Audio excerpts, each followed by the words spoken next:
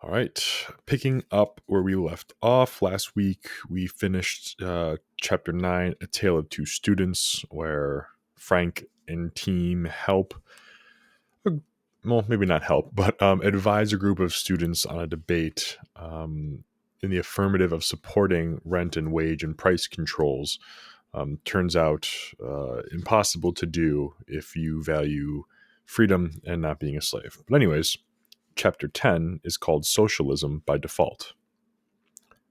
When you examine samples of the anti-socialistic literature which is flooding the country, you realize why socialism, despite its irrationality, is gaining common acceptance.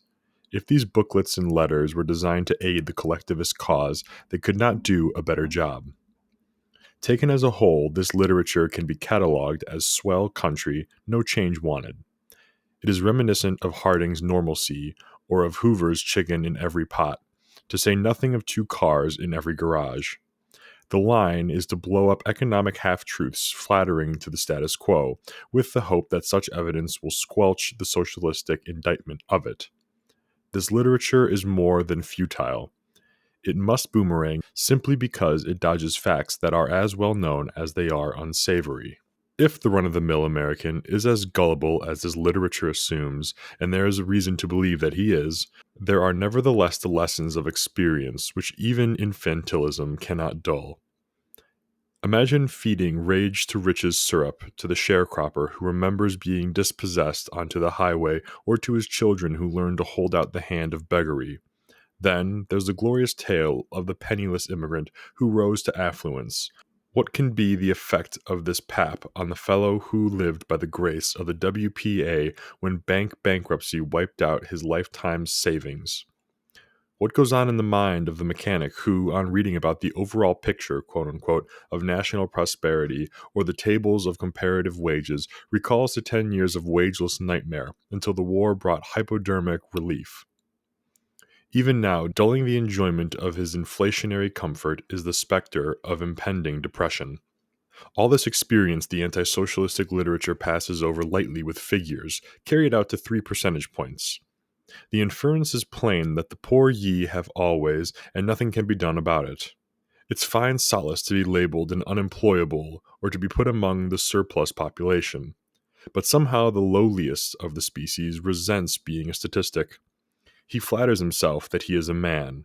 Whatever his intellectual deficiencies, his sense perceptions are keen. Recorded in the memory of his belly is data the economist cannot get to.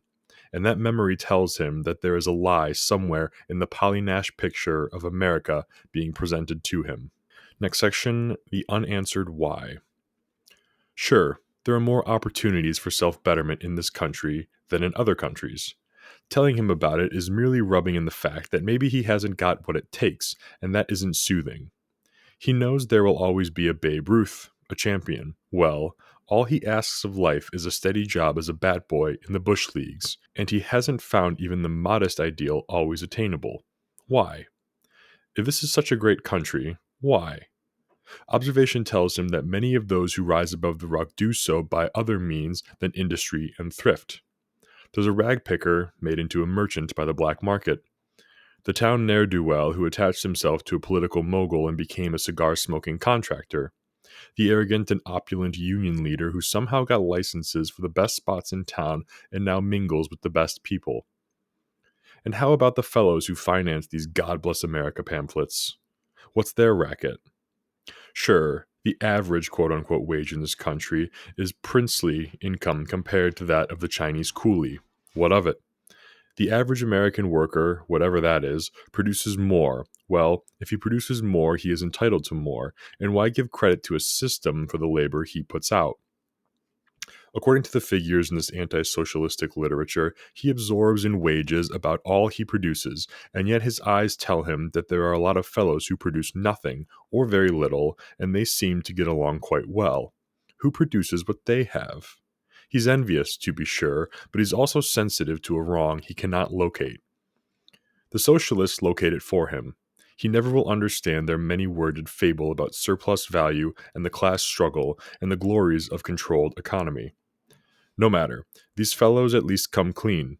They admit the poverty amidst plenty incongruity, and in doing they gain the confidence of the mass man. Having gained his confidence, they find it easy to teach, quote-unquote, him the mysteries of their solution. Their shibboleths are plausible, they explain, and they promise. He accepts their leadership. The let well enough school, on the other hand, loses his confidence right from the start by denying the obvious. Their encomiums of the going order are suspect. Their arguments don't ring true, and their figures add up to a sum that doesn't square with experience. Hence, the lavishly sponsored literature of the anti-socialist camp, if it is read at all, meets with a contemptuous "so what?" Next section, leaders who lead nowhere. It is not, however, the inadequacy of the literature that spells the doom of private property, but the inadequacy of the would-be anti-socialistic leadership behind it. It is inane, stupid, ignorant, and above all lacking in integrity. With such leadership, the case for private property is lost. Let us admit that in shaping of social and political trends, the mass man is a passive factor. He serves only as a battering ram in the hands of the leaders he attaches himself to. Since that is the limit of his capacity, his inclination is to stick to the job of keeping himself and his race alive. If he ventures beyond that sphere, as in voting, it is for the exhilaration his otherwise drab life demands. Such opinions as he entertains or can entertain, he acquires in pre-digested and packaged form. He must have leaders to think for him, yet, because of the vanity which always accompanies mediocrity, the leadership he accepts must flatter his importance, must cater to his ego.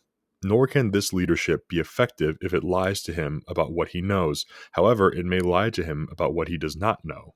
This fact the socialistic tacticians have been wise enough to recognize. From Marx to Engels to Attlee and Wallace, due homage was always given to the will of the people, quote-unquote, although the shaping and direction of that will has ever been the private prerogative of the intelligentsia, the leadership. They won the mass man by appealing to the intelligence they knew he did not have. In the name of education, they filled him with phrases which served him well enough for understanding. But, and this is of utmost importance, he became a willing student because they told him what he knew only too well, that the world is not the best of all possible worlds. Socialism has come a long way, then, because of competent leadership. The proponents of private property, on the other hand, have fought a losing game simply because of their ineptitude. The logic of economics is entirely on their side. It is only through private property that society can achieve abundance. Morality is also on their side. If a man is denied exclusive possession and enjoyment of that which he produces, he is denied the right to life, and is in effect reduced to something less than a man. With these two arguments in its arsenal, private property should never have been put on the defensive. The collectivistic psychopath should never have gained ascendancy with the mass man. But the cause of private property has been championed by men who had no interest in it. Their main concern has always been with the institution of privilege, which has grown up alongside private property. They start by defining private property as anything that can be got by law. Hence, they put their cunning to the control of the law-making machinery, so that the emerging laws enable them to profit at the expense of producers. They talk about the benefits of competition and work towards monopolistic practices. They extol individual initiative and support legal limitations on individuals who might challenge their ascendancy. In short, they are for the state, the enemy of private property, because they profit by its schemes. Their only objection to the state is its inclination to invade their privileged position or to extend privileges to other groups. The unassailed citadels is the next section. It is what this literature does not advocate that stamps it for what it is. A few examples will suffice. The current slogan of this effort to forestall socialism is free enterprise. Now, enterprise consists of nothing else in the economic field than the production and exchange of goods and services by individuals acting in their own interests, and it is free only when the process is rid of legal interventions. The ultimate object is to provide an abundance of things men want, to flood the marketplace. That means low prices or prices determined by the equation of supply and demand without restrictions on supply. If that is what free enterprisers were really for, they would concentrate on the rescinding of laws making for scarcities, and they would inform the mass man that the cause for his lack, admitting first that there is an unwarranted lack, are these laws and the practices that have grown up under them. First of all, They would direct their attention to the scarcities resulting from tariffs, quotas, the manipulation of money, fictitious quarantine laws, and other devices for preventing foreign goods from reaching our market. You see nothing about that in their literature. The inference is that free trade is not included in their concept of free enterprise. Why? Is it because of a concern for the higher prices which this limitation on competition affords them? Taxation is a major interference with enterprise, simply because what is taken by the state is production which was intended for the market. Taxes on commodities are added to the price and therefore decrease the purchasing power of wages. Taxes on incomes and inheritances discourage production. These facts are rarely mentioned in any of the free enterprise literature. When it does touch on taxation, the comment is limited to equitable distribution, which, on examination, simmers down to the shifting of the burden from one class of citizens to another. The reason is clear. You cannot expect the holders of government bonds to attack the income tax, which is the necessary precursor of state capitalism, because the prime security behind these bonds is the power of the state to levy on incomes. Nor can you expect liquor interests to oppose liquor taxes, because if these were abolished, every farmer could open a distillery. You read in this free enterprise literature about government extravagances, but what about particulars? Subsidies to railroads, airplane, and shipping companies via the post office are clearly extravagances, supporting and encouraging inefficiency. But the values of the stocks and bonds issued by these companies are enhanced thereby, and hence the subject is taboo. Subsidies which cannot be capitalized, like handouts to veterans and unemployed, can be attacked. Parity prices provide a cushion for the commodity market and also hold up the value of agricultural land. The free enterprisers avoid the subject. Militarism is undoubtedly the greatest waste of all, besides being the greatest threat to freedom of the individual, and yet it is rather condoned than opposed by those whose hearts bleed for freedom, according to their literature. One could go on, paragraph after paragraph, with instances of state interferences with enterprise which the free enterprise bilge skirts around or ignores. One is driven to the conclusion that the sponsors are not all in favor of what they preach. They are rather for the status quo, for the legal setup by which they can continue to enterprise, quote unquote, themselves into favored position. They are for privilege, as is, and not for the sanctity of private property. Is it any wonder that the only following this kind of leadership can muster is what it can buy? Is it any wonder that the socialists have the mass field to themselves? This chapter is excellent because so many times do I get into debates about, the patriotic group, about how this place is perfect, don't change it, and continue on the status quo. Whereas I usually argue, if you love it, you want to change it for what it could be, what it should be, what it was designed to be, versus what we have now, because we don't live in a free market. This free enterprise is state controlled, and the state constantly moves towards a monopolistic practice. Chapter 11, A Way of Divorcement. If it is in the interest of freedom that the church and the state be kept apart, it is equally in the interest of freedom that the school be divorced from the state. That is so because it is impossible to immunize education against religious values. To begin at the beginning, the substance of freedom is the right of the individual to make choices without let or hindrance. That right is mostly highly cherished in the field of spiritual values. How we shall worship God, or whether we shall worship at all, is a matter we deem most private. For that reason, we insist that it must be outside the scope of political power. We know that if any religious order should possess itself of political power, it would be inclined to use it for the propagation of its dogmas and the suppression of others. Nothing else can be expected, because every religious organization must logically consider dogmas other than its own erroneous, if not sinful. So then, it is to ensure to us complete freedom in our choice of religious values that we have ordered the separation of church and state. Can we separate religious values from secular education? A religious value rests on faith. We accept it even though we cannot demonstrate it, because we cannot explain other demonstrable facts without this basic acceptance. In the earliest grades, the child learns that 2 times 2 is 4. That is true, but what is truth?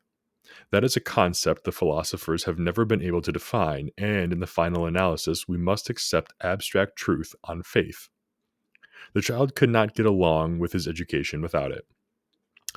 When the child gets to college, he is constantly confronted with basic acceptances, especially in those subjects that deal with human affairs, economics, political science, history, sociology. There is, first of all, the question of rights. Even the sixth grader runs head on into this concept. He feels, without understanding, that the teacher has invaded his rights when she shows favoritism. He hasn't figured out the origin of rights, and he certainly cannot appreciate their religious character, as enunciated in the Declaration of Independence. But, without accepting the fact of rights independent of him and the teacher, he cannot make sense of his existence. When the child becomes a sophomore, he first learns that rights are merely permissions granted to the individual by a policeman, the state. If the sophomore should ask where the state gets the rights it hands out or withdraws, he might be told that the rights were originally deposited with the state by the individual on call. But then the question comes up, where did the individual get the rights in the first place?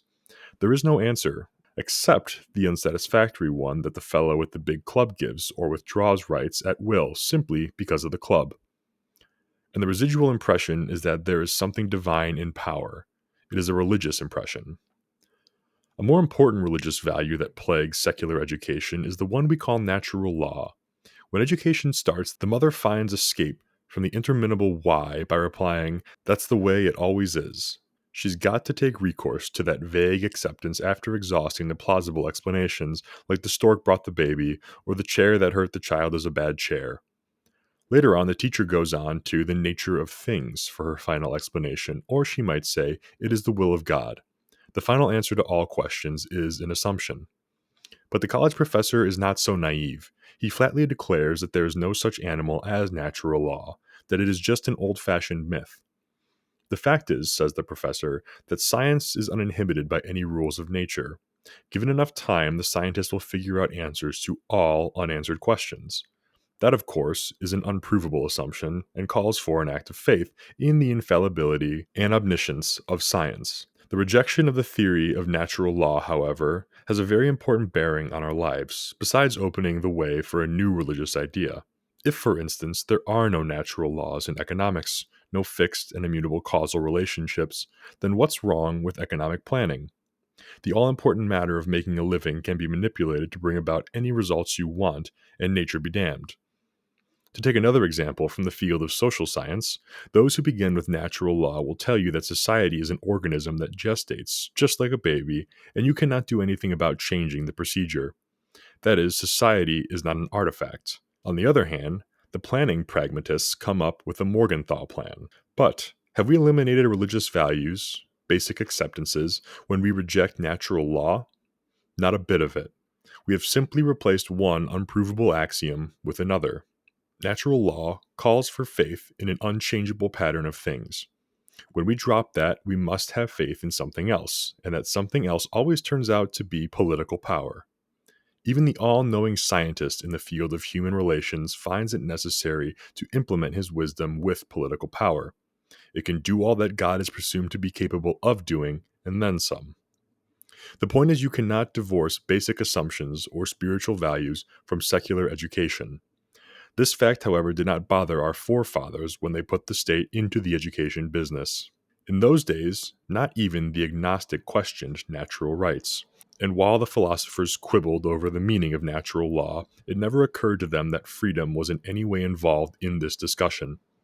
The religious concepts of freedom were so strongly embedded in the hearts of our forefathers that they could not imagine the possible perversion of these concepts by the school. The greatest phenomenon of the 20th century is the rise of the secular religion of statism. Just why and how it got going is not germane to this argument, but it is a certainty that the spread of statism was facilitated by our schools. The votaries of this religion, whether by design or easy slithering, got themselves on the school payroll and, as evangelists have always done, went in for proselytizing. In the course of time, the students indoctrinated in the schoolroom manned the state. Most naturally, they took their religious beliefs with them. So, we have a state religion coming in, so to say, by the back door. Statism is a religion. It is a frame of thought based on unprovable hypotheses. Its primary assumption is that the state is a living entity, independent of its personnel. You can change the laws or the basic constructions, say the devotees of statism. You can make a democracy into an absolutism. You can throw out the old crowd and vote in a new one, but the state is immutable. Morals come and go, the state is. The state, then, is suprapersonal. It has an intelligence of its own, and this is not the combined intelligences of living men. It is sui generis, meaning unique. Even its ethical standards are unrelated to those of men. It is made by men, to be sure, but it transcends man. Statism has its rituals, its prayers. The state can do no wrong, its hierarchy and its holy edifices. It even has the inevitable schisms and sects. Communism, fascism, socialism, New Dealism. The differences between them are ritualistic in the main and follow from the degree of power achieved. As between communism and New Dealism, for instance, the difference is that in one, private property is abolished outright, while in the other, private property is taxed outright. Regardless of these schismatic differences, all the sects are agreed on the basic assumption that divinity doth hedge the state. This is the religion that is being taught or insinuated in our schools, from the lowest grades to the postgraduate courses. A junior high school teacher in New York is required to take her social science class each week to some municipal department and explain its workings. Her explanations may be objective, but the multitude of desks in the tax department, the magnitude of the waterworks, the complicated mechanism of the sanitation department all have an educational influence. The glory of the state is a constant obligato of such teachings. This, by the way, is a technique of what is called progressive education. And the medical student cannot but regard with reverential awe the state that teaches him a trade and promises him a job in the army. Thus, a spurious religion, one that threatens our freedom more than any the founding fathers had in mind when they laid down the doctrine of separatism, has invaded our political institutions. For the same reasons that impelled them to bar the church, the school should now be barred. In the interests of freedom, the public school should be dropped. But how? It seems to be an impossible operation, and yet the legislature of South Carolina has inadvertently hit on a way. It has passed a law permitting local communities to go out of the business of education and to rent their buildings and equipment to private institutions. If that idea were generally accepted and put into practice, neither Protestants, Catholics, Jews, nor atheists would be compelled to support schools teaching the new, secular religion. The statists, if they could find paying customers, would have their own schools and be welcome. Every group would be free to teach whatever values seem best to them. Under the South Carolina plan, the citizenry would be relieved of school taxes. Parents could then support schools of their own choice, and those parents who now suffer double taxation, support of the schools that furnish the education they want, and taxes for the other kind, would be in position to provide scholarships for children whose parents are less fortunate. South Carolina has shown us the way to improve our educational system, a way that could lead us out of the clutches of statism.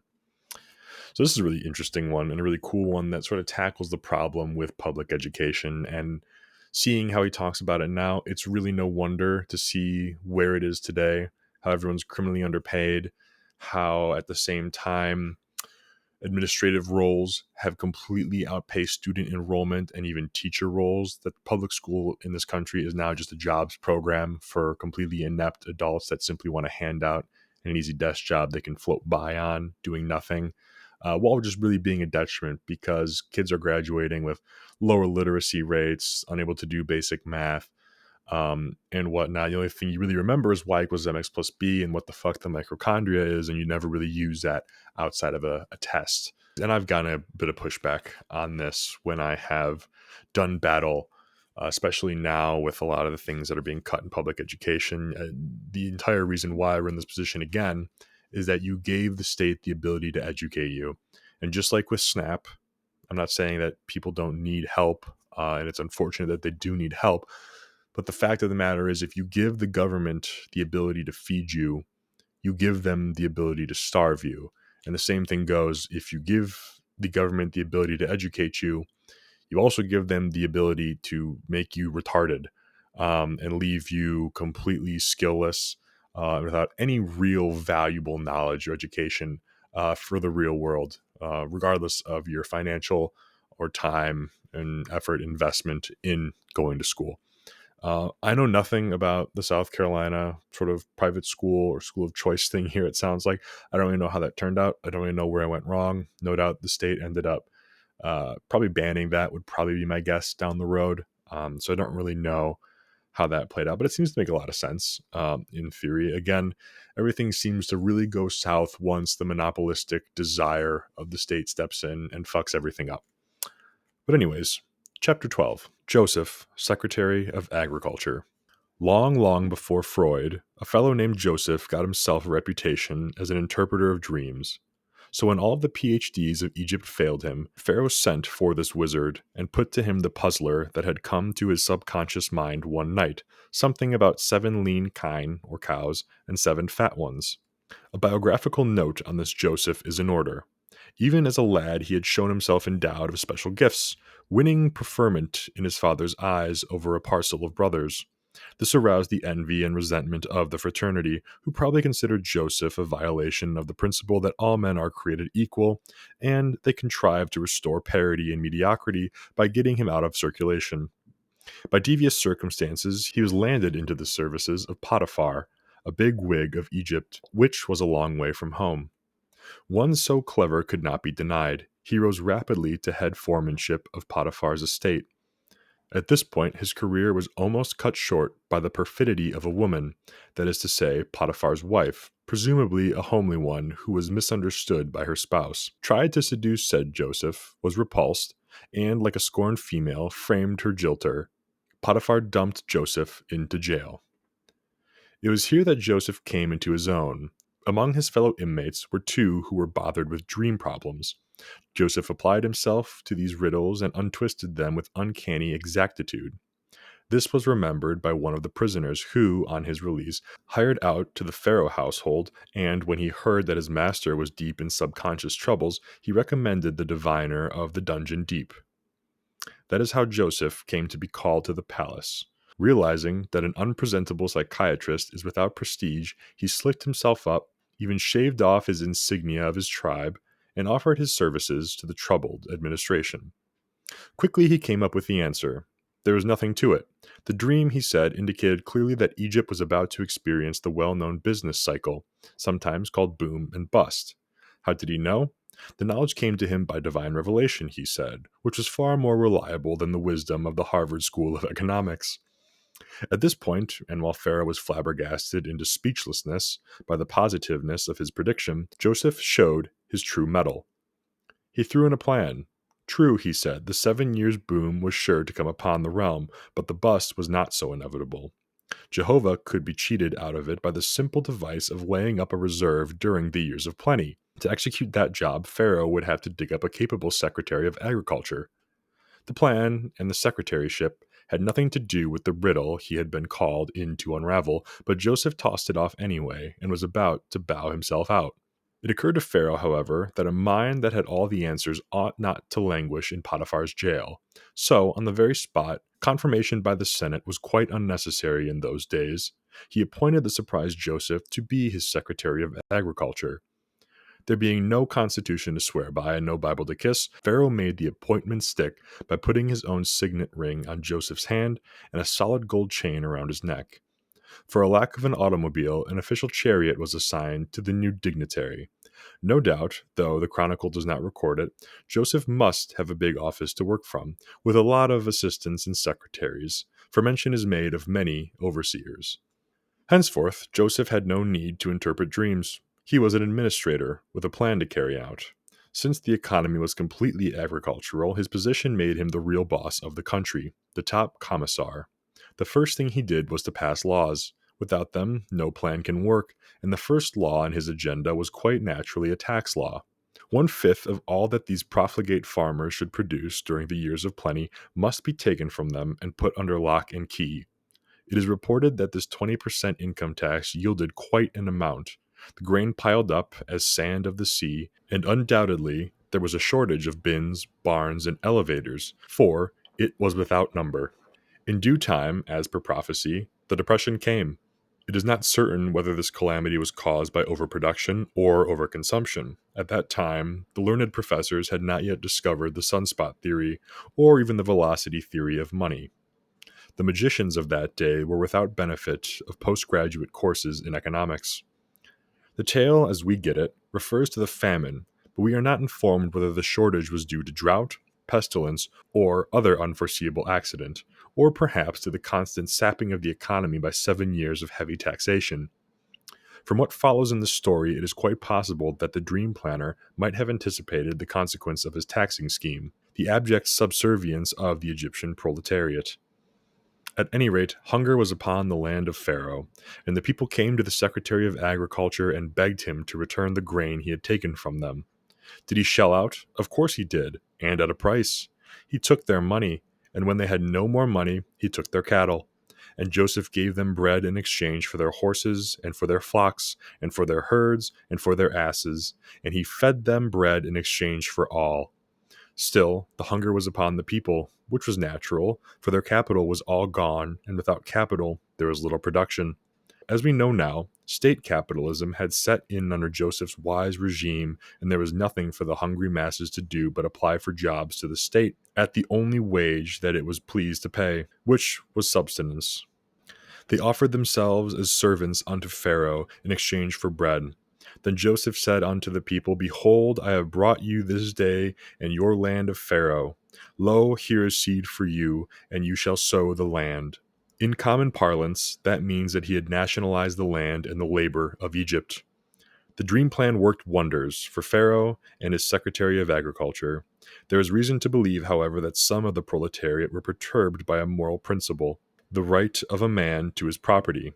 The Chronicle does not mention this matter, but it does speak of a migration of farmers from one end of the land to another by Joseph's orders. Could it be that the slaves revolted? Could it be that Joseph resorted to the well-known migratory purge? There is no statement to that effect, but neither is there an explanation for the shifting of the population, and in the absence of explanatory comment one may surmise. On the other hand, it is told how a delegation of Egyptians came to Joseph and declared, Thou hast saved our lives. Let us find favor in the sight of my Lord, and we will be Pharaoh's servants, showing that the proletariat had come to terms with collectivism, since that was the only way to get by in this world and were content with whatever security the secretary would provide. Joseph, however, had to make some concession to private property. Perhaps to encourage more taxable production, he restored to some of the Egyptians the land he had taken from them in their adversity on a rental basis. The rent, 1/5 of all the annual output. By this well-timed act of policy, informs historian Flavius Josephus, Joseph established his own authority in Egypt and increased the standing revenue of all its succeeding monarchs. Though the succeeding monarchs and the succeeding commissars did well under the plan introduced by Joseph, it seems, according to later historians, that it put upon the proletarians a moral blight, so that when conquerors from other lands came to Egypt, they met with little resistance. Those who had nothing to lose had nothing to fight for, so that even the monarchs had to beg the invaders for administrative jobs, and lots of dust fell on the civilization of Pharaoh. 4,000 years later, give or take a century or two, there was a land called America. It was ruled by a president, which was an office attained by a complex system of parties and votes. At the time under consideration, the presidency was occupied by a person called Harry Truman, about whom little was known except he too had a dream. Farmers who should wax wealthy without working, urban toilers who should feed well without paying. Truth is, the dream was induced by intense political preoccupation. Having been thrust into preeminence by the Democratic Party, a peculiarly factitious sect, he was in duty bound to strengthen and perpetuate its clutch on the tax fund of the nation. Now, as has been noted, rulership in this land was dependent on votes. They were a strange people, these Americans, in that they loved to flavor their gross practicality with the ambrosia of idealism. However, the fact remains they voted according to their gastronomic contentment or disorder, as the case may be. Well, the aforesaid dream perturbed the ruler of the Americans very much. He spoke of it often and loudly, especially when he was pleading for another term of employment. Finally, he too called upon the Secretary of Agriculture, one he clept Brannaman, to decipher for him this manna from heaven fantasy. This dignitary, it is recorded, replied, "It's a cinch, boss. I could bust this riddle on the spot, but I'd rather take a day or two to put the answer into protocol for the sake of appearance and to lend it a coat of erudition. I'll call in a couple of fellows who majored in economics. Got to do it right, you know." Shortly thereafter, the secretary handed the president a screed, which in those days was called a legislative bill, embodying not only the solution of his subconscious conundrum, but also a plan for putting its purport into execution.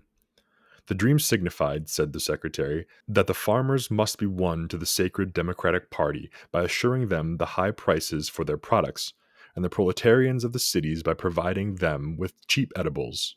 It can be done. All we need is a plan. I have it all right here in the form of a bill, and if you can get that do-nothing Congress to put the okay on it, you can leave the rest to me. The president was pleased.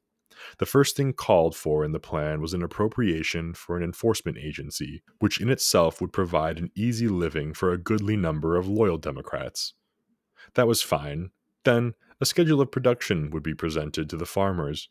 In effect, they would be told when, how, and what they should produce. Farmers who produced more than their allotments would be fined. Those who complied would be rewarded with subsidies. This control over production would enable the bureaucrats to fix the prices regardless of cost and demand. The city dwellers, particularly in the months preceding election time, would obtain their strawberries and cream at practically nothing, for which they would be grateful to their benefactors, while subsidies to farmers who did not produce would similarly bind them to the party. Of course, there will have to be taxes, continued the secretary, for how else can the scheme operate? But, as you know, boss, the voters never associate gratuities with taxation.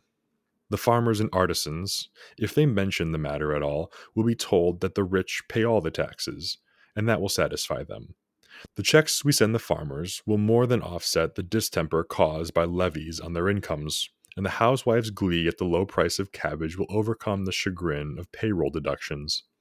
At first, the Brannaman Plan met with little favor among American farmers, who, though they had to rub along with an average of less than 2 automobiles to the family, were rather satisfied with parity handouts and were suspicious of any change in the status. After a few years later, however, the Depression came upon the country, and in quick order there was a mad demand for controlled production and for prices fixed by political exigency. The Truman dream, like that of Pharaoh, came into its own by way of a plan. It goes without saying that the eventual outcome of the Brannaman Plan was not unlike that of Joseph's. Once the overseers of the Department of Agriculture got control of the farmers and the lands of America, there was no way of returning to the regime of private ownership. There was no inclination to, for the farmers were quite content to swap the hazards of their trade for the subsistence doled out to them by the bureaucrats. The city dwellers likewise managed to live and have children under the regime of fixed income and regulated prices. Nobody yearned for more, except a few recalcitrants who were soon made to see the error of their ways. Nobody cared for change. In fact, with aspirations limited, nobody cared about anything, and the American civilization went the way of the Egyptian. Again, another issue with price controls or just government controlled anything interfering with the free market.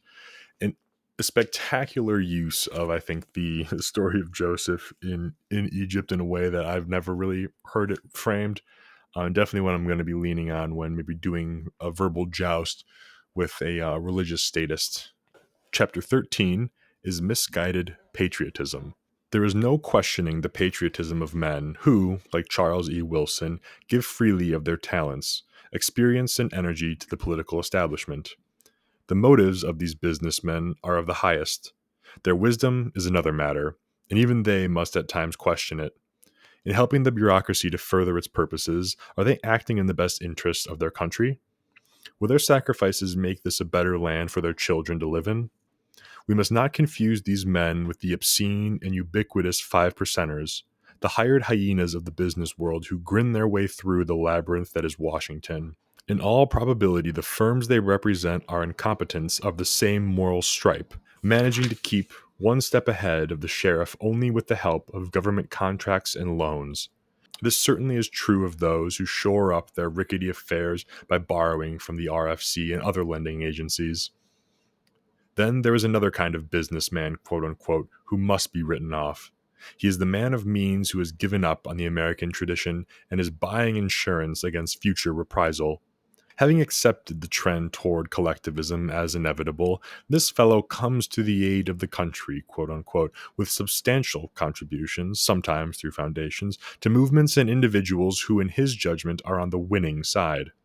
His motives are as sordid as his thinking is shallow. He is doomed to extinction by the thing he is helping to bring about.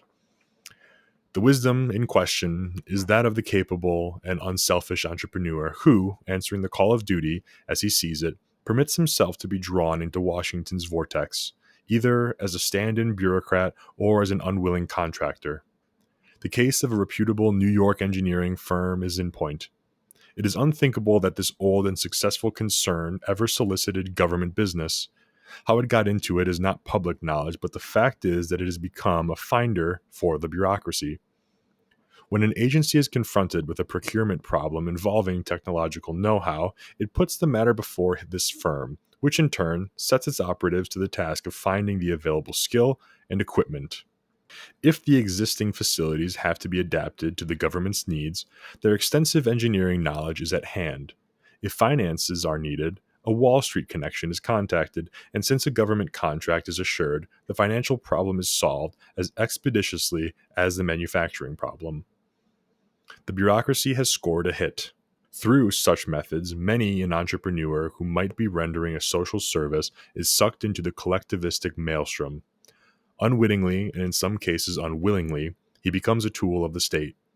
Refusal to cooperate is possible, but what with the suggested taint of unpatriotism, or extinguishment through lack of supplies, or the danger of reprisal, only the most intrepid idealist would buck the suave bureaucratic bully. The profit motive is, of course, always present. Who is free of it? But the fact is that as the economy becomes more and more politically controlled, the area of private initiative is delimited, and then the question is not profit, but existence. And I put a note here after I highlighted that, just like saying, in terms of AI, that's a bit scary. But what of liberty? What of America's future? The time has come when the American businessman, along with all other citizens, must face up to the fundamentals and without equivocation. Does one help one's country by helping the bureaucrat out of a difficulty created by the bureaucrat, or is one a better patriot by refusing to cooperate? And this goes back to what Tolstoy said about the revolution that has to take place first is in the minds of man. Avoiding giving money or resources or effort or time to the state whenever possible. Maybe you avoid a toll road. Maybe you find a way to pay less taxes legally, or maybe not legally if that's what you're comfortable with. Maybe you find a way to just, not pay that tax stamp if, you feel so inclined to in Minecraft, right? But the real revolution that must happen first is that we turn our backs to this machine. We stop helping it. We stop feeding it. We reject it wholly. We become disgusted by it. And patriotism obviously is propaganda at every turn, to draw you into rooting for it, to helping for it, to feeling good about giving up the products, the fruits of your labor to them by force or not. And it should be seen as shameful to voluntarily offer up your time, your resources, the fruits of your labor to the state. And until we realize that paying taxes, that Social Security, that these social programs, that military service, that working in law enforcement is shameful and embarrassing and only contributes to the negative path and trend that we're on, we're sort of stuck on this path, and any physical struggle, if the unfortunate event should ever rear its ugly head, will be for nothing unless we realize these things first. And that's why I think I have latched on to the philosophy of things a little more so than I think just the physical aspect of this sphere. The physical aspect is obviously important. Having the means to dispense an incredible amount of force and violence and being able to do that more than the people on the other side is, there's Your demonstrations, your threats, your protests, your freedom to speech, and your words mean nothing if there is no actual threat behind them. And then, if the dispensing of violence and force has to be done with the right philosophy and mindset in the hearts and minds of the people, you ensure that there's a better chance of a more long term favorable outcome when it's all said and done. So that being said, the physical and sort of the mental or the philosophical, spiritual, whatever you want to call it, go hand in hand. I have just sort of latched on to the latter. But anyways, the bureaucrat is completely incapable of making a useful thing. He talks about the virtues of a controlled economy, but when it comes to making any part of the economy work, he is helpless. He has no equipment for it. All his training has been directed toward the acquisition and exercise of power. He can fashion laws, make phrases, manipulate situations, lie convincingly, deal under the table of protocol. He cannot raise an onion or cobble a shoe. He is lost when his lust for power compels him to look into the practical problems of production. It is then that he calls in a businessman. If the politician could do it himself, would he call in a Wilson? Why share the glory of achievement with his intended victim? Besides, the businessman has a set of values that is entirely out of place in the political world, and his presence there is bound to be irritating. His insistence on results, with the least expenditure of effort, and without regard to personalities, is out of line with the point of view that the only result worthwhile is political preferment. Because of this basic contradiction, it is necessary that the businessman either adapt himself to the political cosmos or get out. If the businessman succumbs to political perversions, the cause is usually his own naivety. His unfamiliarity with and distaste for political thinking invariably gets him into some impasse for which he is incapable of extricating himself. Perhaps he has said something that results in bad press, or maybe he has signed an honest report that is politically unpalatable to some higher up. He is bewildered by the reaction. Such a thing never came up in his career. At this point, an ingenious middle bureaucrat, an entrenched civil service operative in the higher echelon, soothingly takes his superior's hand and leads him out of the difficulty. From that point on, the businessman learns more and more of his savior, and he becomes a politician at heart. He sinks into protocol, lending his knowledge and talents to the purpose of politics, and forgets about the job he was supposed to do. If, on the other hand, he is made of sterner stuff, his position will be made intolerable enough to compel him to throw it all up. The case of Mr. Wilson is illustrative. He was called in by Mr. Truman when the Korean affair started. Everything was at sixes and sevens in Washington. Under the circumstances, Mr. Truman can think of no way out but the regimentation of private life, the only cure-all in the politician's pharmacopoeia. How to do it, though? He reached out into industry for help. Now that the emergency has settled into regularity, the need for Mr. Wilson is not so urgent, and those in the know have rightly predicted his resignation. He has made enemies. No one, not even himself, will know exactly how this was brought about, but it is a certainty that he leaves public life with a depreciated reputation. The boys have seen to that. Nevertheless, he has served the purpose of the bureaucracy. He has set up the machinery for control. He has created a lot of plush jobs for the gang, and he has taken on himself the onus for the whole business. He has made the fair deal bigger and better, just as the businessman in the 30s patriotically came to the aid of the New Deal in another emergency. What must be the end result of the mesalliance of business and politics? Just as bad money destroys the value of good money, so the virus of political intrusion into the body of economic must undermine its health and ultimately wreck it. Private enterprise must go. In the light of experience, we cannot come to any other conclusion than that if and when socialism or communism or fascism, the political control of our way of living, comes to America and wipes out our tradition of freedom, its advent will have been facilitated by the misguided patriotism of the capitalist. Roosevelt and his starry-eyed social workers hadn't the slightest idea of how to put their more abundant life into operation until management showed them a way. The businessmen worked out the details of the NRA, and practical farmers helped organize the AAA. Likewise, the fair deal would have crashed on the rocks of ineptitude if private enterprise had not steered it to shore. To put it bluntly, Communism will not be imported from Moscow. It will come up out of Wall Street and Main Street. It will show up as a disease internally induced by bad habits, not the least of which is the growing practice of capitalists to come to the aid of the political establishment in peacetime as well as wartime. Putting aside that large element of the fraternity whose Americanism consists only of an immediate profit, and thinking of those who consort with politics because they consider it their duty as citizens, we must lay the error of their ways either to ignorance of basic principle or short-sightedness in temporizing with it. The basic principle, derived from all history, is that government is a necessary evil, not a means toward a good end, and that any course that tends to increase the power of government must deplete the power in the people governed. That is, there is an unending struggle between state and society. The Declaration of Independence, which is the definitive expression of Americanism, recognized that conflict by stipulating the limits of government. For these purposes men institute government, it says. And what are these purposes? To safeguard the unalienable rights, the rights that adhere the individual by virtue of his existence and are derived not from his government, but from his creator. That is all. When government goes beyond this limitation, it is a transgressor, so says the Declaration.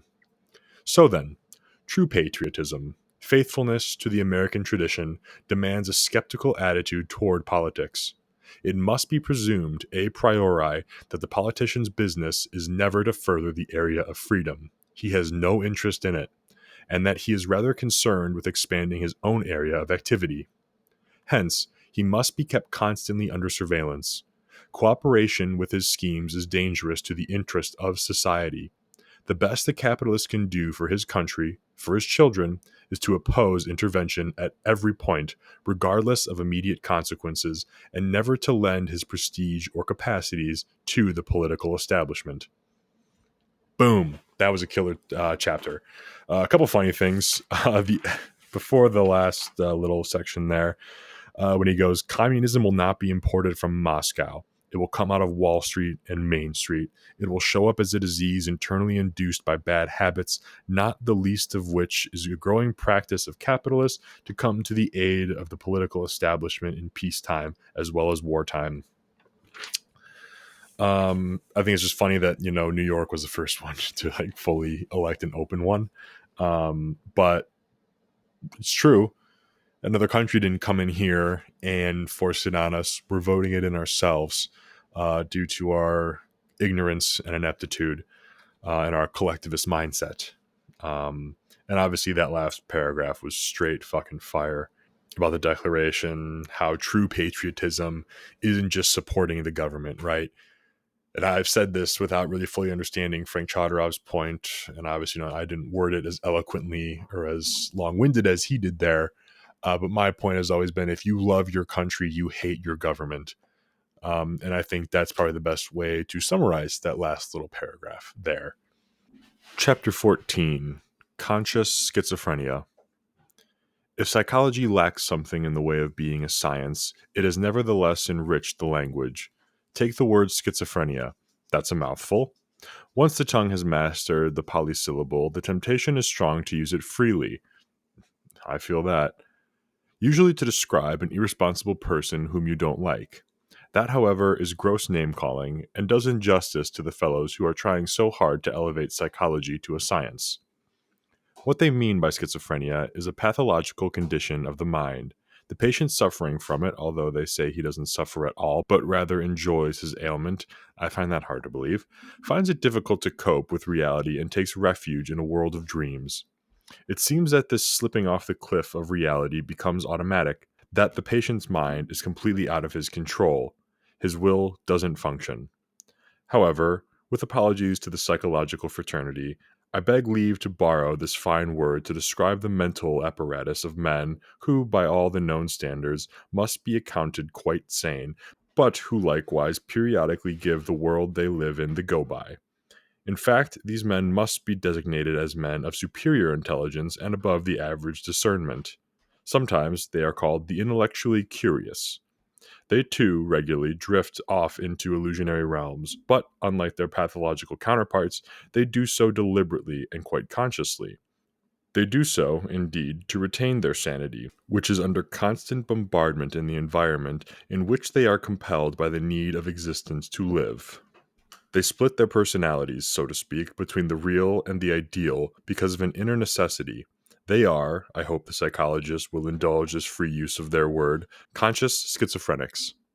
The conscious schizophrenic, hereinafter designated by the symbol CS to save typesetting, can be described but not explained. He was not dropped on his head in infancy. His father may or may not have been a drunkard. His mother never spat in his eye. Mental diagnosis cannot fathom the taproot of his capacity for distinguishing between principle and behavior, between good and bad, between the beautiful and the ugly.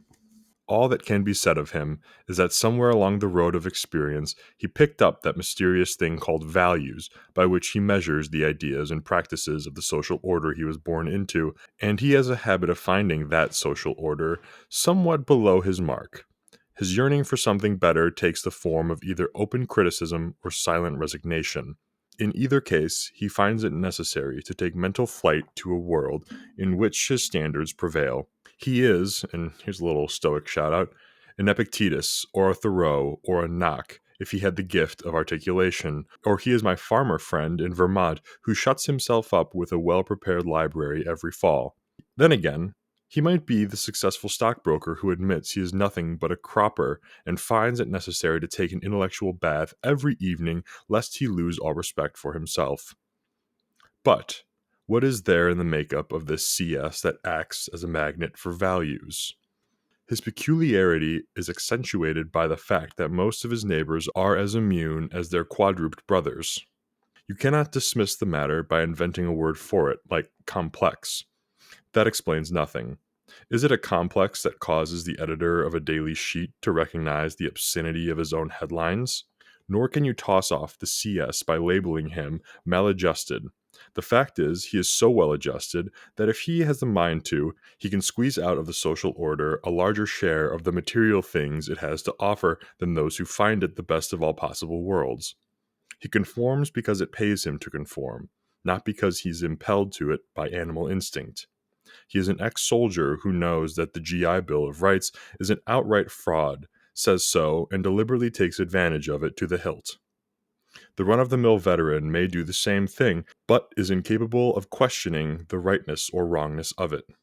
I know a lawyer employed by the Internal Revenue Bureau who describes himself as a chaser of cheaters who cheat the cheaters. Is he maladjusted because he recognizes a basic immorality in the work he's doing? Or is he, forsooth, suffering from a sex disorder? A successful practitioner in psychology, or is it psychiatry, tells his close friends that the rich women who maintain his establishment could best be cured of their ailments with a scrubbing board or a horsewhip. Is he maladjusted because he prescribes otherwise, takes their money, and then repairs to a volume of Byron to save his wits? No verbal ingenuity can make a mental case out of the man whose intellectual integrity is a notch above his behavior. The CS reveals himself only to his equal and without the aid of a psychiatric couch or a dimly lit confessional. If you hit him as one who can understand, the advertising man will gladly tell you how he gets the stench of his slogans out of his nostrils by nightly association with the medievalists. The man of affairs who has just come from a session in Washington needs no other shock treatment. He rids his lungs of the foul air he has been breathing by a tour among his rare book collection. It is under the compulsion of his values that the union leader tells you privately how rotten his business is. But only a CS can detect one. The professional mind healer, whose standard of mental health is conformity to an average, will never understand him. Does this fetish of happiness through conformity reduce psychology to a hifalutin propaganda for socialism? Sometimes the CS lets his values get the better of his judgment, and then he teeters on the brink of real schizophrenia. It is when he makes the assumption that his values ought to be common property and decides to do something about it, quote unquote, he becomes a reformer. His reason should tell him that the people he proposes to reform would have come to his values if they had been susceptible in the first place. They escaped contagion simply because they were immune. That being so, what sense is there in trying to reform them? The best that a reform movement can accomplish, barring the use of force, which reforms nothing, is to give wider advertising to its values and thereby catch a few of the sensitized who somehow escaped. That is about all the profit the reformer can reasonably expect for his efforts, aside from the specific self-glorification of doing good. On the debit side, there is an inestimable harm of uprooting many of their comfortable ignorance. They were far better off when they knew nothing about the values they were consciously incapable of absorbing. When you consider the futility of reform, to which all history gives evidence, you begin to understand the CS. You no longer wonder why the rich man, whose private life is adorned with virtue and culture, consorts publicly with the official who, as the rich man will whisper to you, began his political career as a collector of tribute from prostitutes. Or why many, recognizing the essential immorality of the income tax, will go to all extremes to avoid as much of it as the loopholes will allow, but will not raise a finger toward the repeal of the 16th Amendment. So long as the conditions permit the enjoyment of a doable life, indulging abstractions and principles in private while playing the practical game for all it is worth, sacrifice is out of order.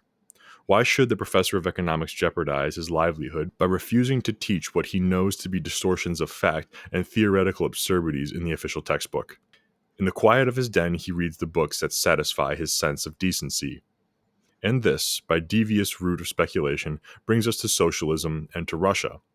When the privacy of property is denied, the privacy of conscience cannot be tolerated. Ideals which do not conform with the prescribed social good, quote unquote, are obviously a threat to it and must be obliterated. But the CS is by nature a nonconformist. Ideals, principles, abstractions, values insinuate themselves into his being with little or no invitation on his part. He is a rare bird, to be sure, and his habitat is everywhere, in the penthouses and in the slums, even in Russia. He is as ubiquitous as he is rare. Under the repressive conditions of socialism, he is more likely to rebel than where, as in this country, he can still indulge his values in the privacy of his cronies. Hence, it can be concluded that there is a keener appreciation of freedom in Russia than in this country. The very strictness of surveillance is evidence that, even among the commissars, and even though it is unseen, there is a boiling pot of individualism in the USSR. When, as seems inevitable, the USA is similarly tuned into a semi-penal institution, and the CS can neither enjoy the material things of life nor the luxury of his values, he will put his best foot forward. He will come all out for freedom, not because he gives a hoot for freedom in general, but because he needs it to fulfill his own life. Every revolution in the history of the world was instigated by a frustrated individualist. In the meantime, as the process of socialization increases in intensity and scope, you will find the CS retreating more and more from the confining social order.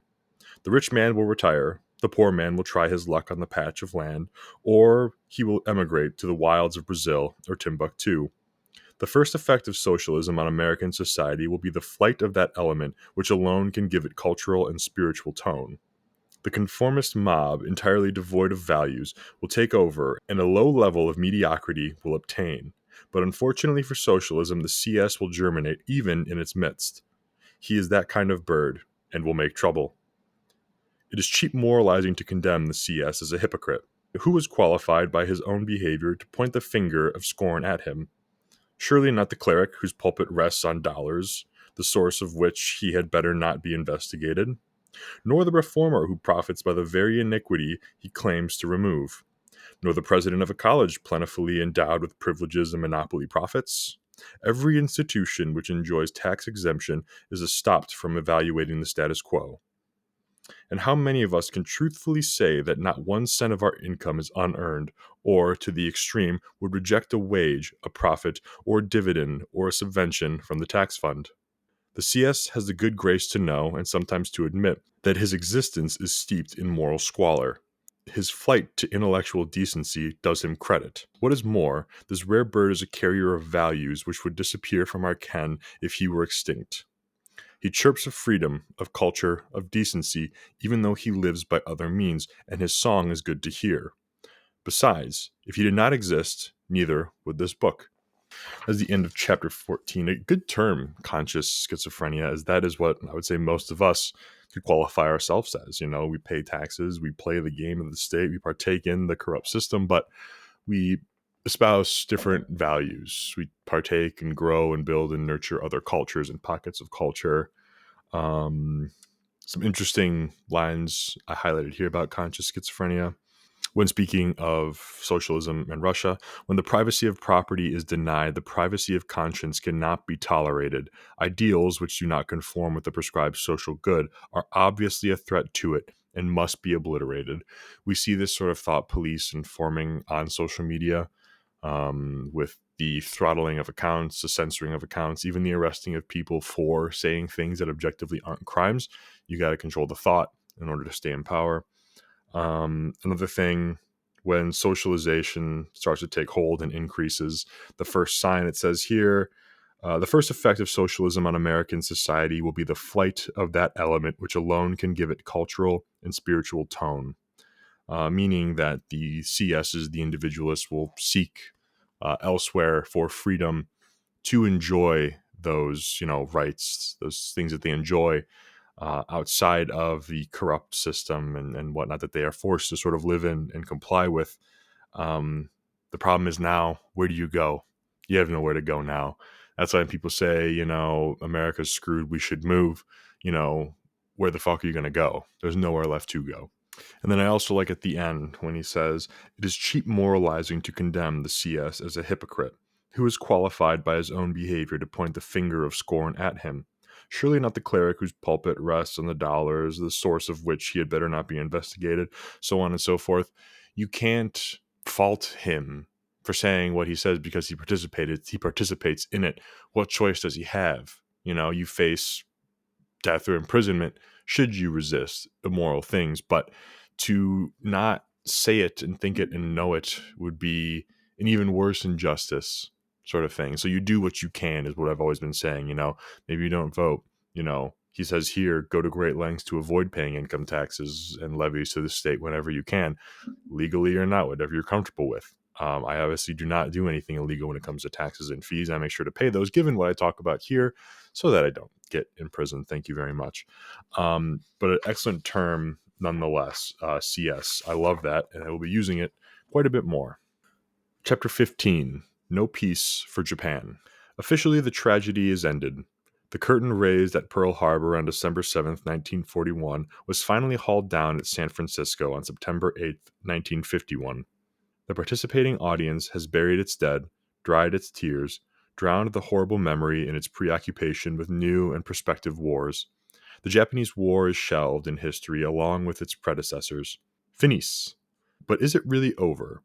Somehow one feels that the affair of San Francisco is a hollow promise, that the solemnly signed Treaty of Peace is but the prologue to more trouble.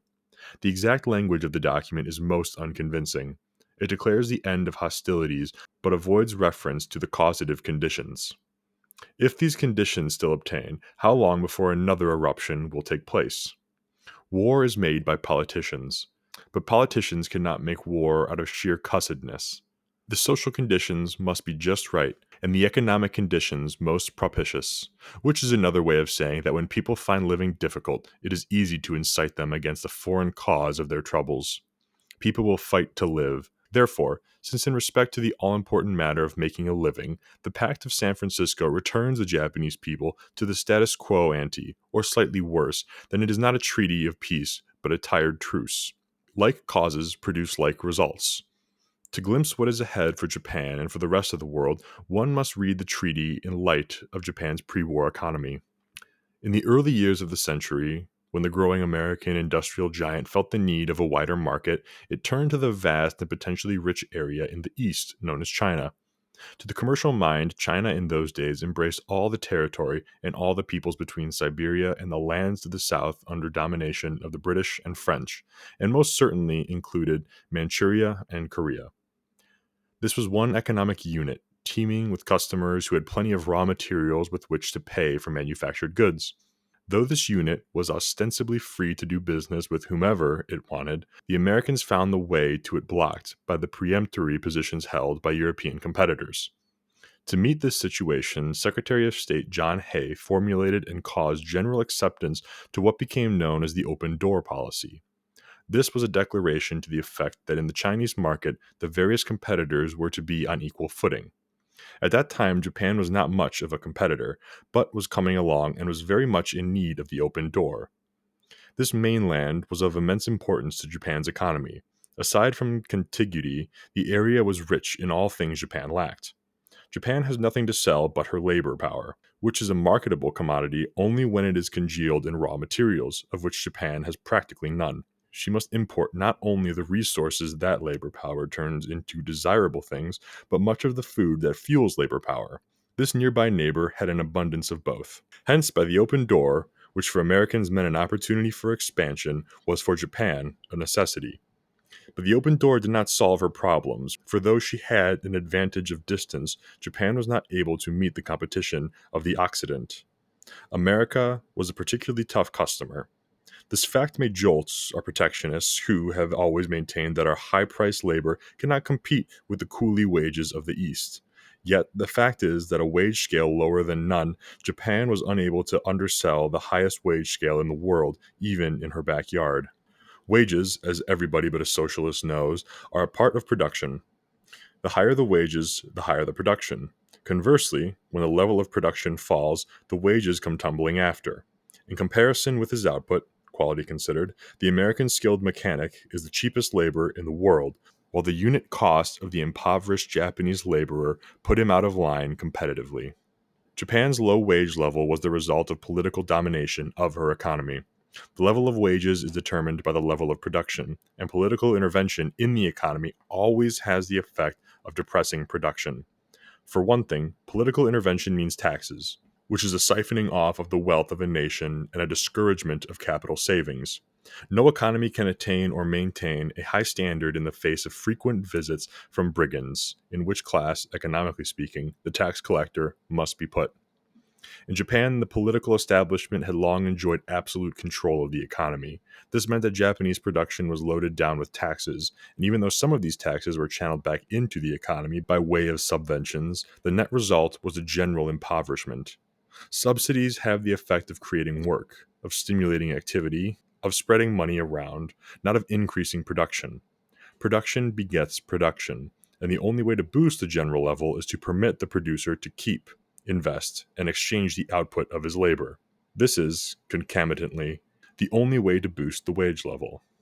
The open door could not reduce the harm done to Japan's economy by her political machinery. Since the state never abdicates in the face of failure, but seeks to cover up its deficiencies with an extension of power, Japan set out to overcome her competitive difficulties on the mainland by militarily closing its door to the Occident. Successively, she took possession of Formosa, Korea, Manchuria, and then sought a monopolistic position in China proper. Her economy did not improve, wages remained at a subsistence level. The causes of war are too complex to be reduced to a simple formula, but history indicates that the economy of a country bears heavily on the advent of war. American revisionist historians have come around to the thesis that the Depression of the 1930s eased our entrance into World War II. If we were conditioned to an acceptance of war by our economy, it is a certainty that the Japanese were likewise prepared for it. So the war came and spent itself, and we have a treaty of peace. There is some fear among those who have studied the treaty that it seems present in Russia or its Chinese satellite with easy opportunity to dominate the Japanese, thereby putting our military position in the East in jeopardy. If this is true, it is true only because the treaty in no way suggests a solution for Japan's economic problem. Save for the internal reforms effected by the MacArthur regime, Japan's economic position is more precarious than it was before the war, in that her population is crowded into less working space. Japan is still poor in natural resources. Japan still has nothing to sell but her labor power, and the neighboring mainland is still rich in raw materials. These are the hard facts of the situation. Japan has other neighbors, including the US, with whom she could do business, and in preference to China. China has had more war and is therefore in less solvent condition than Australia, the Philippines, other countries on the mainland, and Africa. But seeing how the nations of the world are going mad with economic isolationism, the likelihood is that Japan will find trading with them difficult, if not impossible. She will be confronted with the dumping argument that she is bent on causing general distress by giving her goods away for free. She will learn that she is a menace to the high-priced labor of Indonesia. India's infant industries must be protected against this menacing Japanese giant. The sterling bloc will ostracize her. America will bolt its doors when Nipponese salesman is in sight. One of the great anomalies of our time is the urgency, on the one hand, for political one-worldism, and on the other, for economic isolationism. Even as the validity of separate sovereignty is seriously debated by international commissions and pacts for closer political union are drawn up, the various governments are erecting stronger barriers to trade and thus splitting up the human race into hermetically sealed and hostile camps. This contradiction can only be described as intellectual schizophrenia. When the requirements of protocol are satisfied, Japan will probably be invited to join mankind's greatest fraud, the United Nations. And we can already hear her delegates pleading for the supreme privilege of buying iron and selling toys and humbly apologizing for her lack of food. No doubt the plea will be respectfully referred to the proper commission for study. Shall its report, in due time, recommend that Japan solve her economic problem by practicing birth control? The weakness and danger of the San Francisco Agreement is that it has no bearing on Japan's primary problem. If Japan ultimately drifts into hostile communistic camp against the Western lineup, it will not be because of an intent to defeat the terms of the treaty, but because of the primordial urge of the Japanese to live. If, as seems likely, Japan finds the markets of the world closer to her, she will be most receptive to any overtures China may make. Can she reject them offhand? Even though the trade with China or Russia involves political entanglement or communist propaganda infiltration, the risk must be taken. To a man with a hungry wife and child, a job is a job. The boss's ideology is not hard to take with the wages. This should be evident, and it certainly must be evident to the conspirators in the Kremlin. Gromyko's performance at San Francisco may have had its purpose, but it certainly was not to prevent the signing of the treaty. For a sovereign Japan, committed by world trade conditions to poverty and no longer enjoying a liberal handout from her conqueror, will be most amenable to blackmail. Will this lead to war? I mean, international schizophrenia is pretty hilarious. A great way to say that one of the greatest anomalies of our times is the urgency, on the one hand, for political one-worldism, and on the other, for economic isolationism. Insane. Very, just an awesome term for that. And also hilarious that, all economies, at least for the most part, of modern and inept governments comprised of mediocre people rely on war for their economy. And so, what a great way to, I think, almost ensure the outcome of a treaty is not going to pan out by sort of keeping the overall conditions of the country that you just dropped two sons on primed for war again. In the worst case, and in the best case, falling victim to their communist and socialist neighbors to help turn them against the West as well. But such is the nature of government, overseeing the big problem and being unable or unwilling to really fix it, right? Putting Japan in an economically sound position after the war would be a great way to ensure that they don't really kick up again against us. But government cannot do that, whether that be actually helping to increase production in a country. We know government can only incentivize to decrease production through intervention, but also very fitting that they could not see or would not see the main underlying issue to fix. They could only really do band-aid fixes, and the same applies to now. But anyways, chapter 16, the myth of the post office. And this is a great one because I've gotten into fights in the comment section shamefully about the uselessness of the state, and usually the post office and mail comes up every single time, and I have actually referred to this chapter in a recent little joust. Congress shall have the power to establish post offices and post roads. That's how it all began. Out of that simple and definite constitutional authority has grown, by ample applications of implied powers, one of the largest monopolies in the world. Its 1946 receipts came to $1,200 million, its expenditures to $1,500 million. These figures, issued by the Post Office Department, omit a number of expenditures incident to the business which a private concern could not omit without committing an act of bankruptcy. The department does not charge against its income any rent for the land it occupies, any interest on investment in its plant and equipment, any depreciation. It carries no insurance account, since replacement of a destroyed building is met by special congressional appropriation. New facilities are also provided by the General Tax Fund, to which no refund is ever made. The civil service takes care of employee pensions, and of course, the department pays no taxes. Notwithstanding the savings affected by such accountancy, the department has managed to show a deficit in all but 8 of the past 120 years. Theoretically, the department belongs to us, the citizens, although our only prerogative as stockholders seems to be to make up the annual deficit. Our self-respect should prompt us to make inquiry into the management of our business.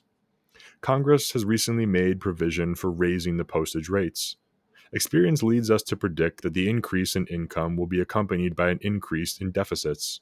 What's wrong with our business? Indeed, is it a business? The last question is a basic one. The regular issuance by the Department of meticulous operational statements is in line with standard commercial practice, and this gives the impression that the department is in fact a business, an undertaking to service the public at fees commensurate with costs. If that is so, we are justified in judging the efficiency of the business just as we do of any other commercial enterprise, that is, by its profit and loss statements. To such a test, the advocates of public ownership, who point to the department as a model of efficiency, object, asserting that the yardstick of efficiency in competitive business is not applicable to a public service. It should be pointed out here, in passing, that any private business which is not a public service, which does not render service to the public, cannot exist in a competitive field, since loss of trade will automatically wipe it out. Whether or not a government monopoly is a public service is a matter of opinion, since its existence is not dependent on voluntary patronage. But if the post office department is exempted from the scrutiny to which a private business is subjected by the marketplace, then its claim to being a business is a myth. As stockholders, we should be apprised of the fact.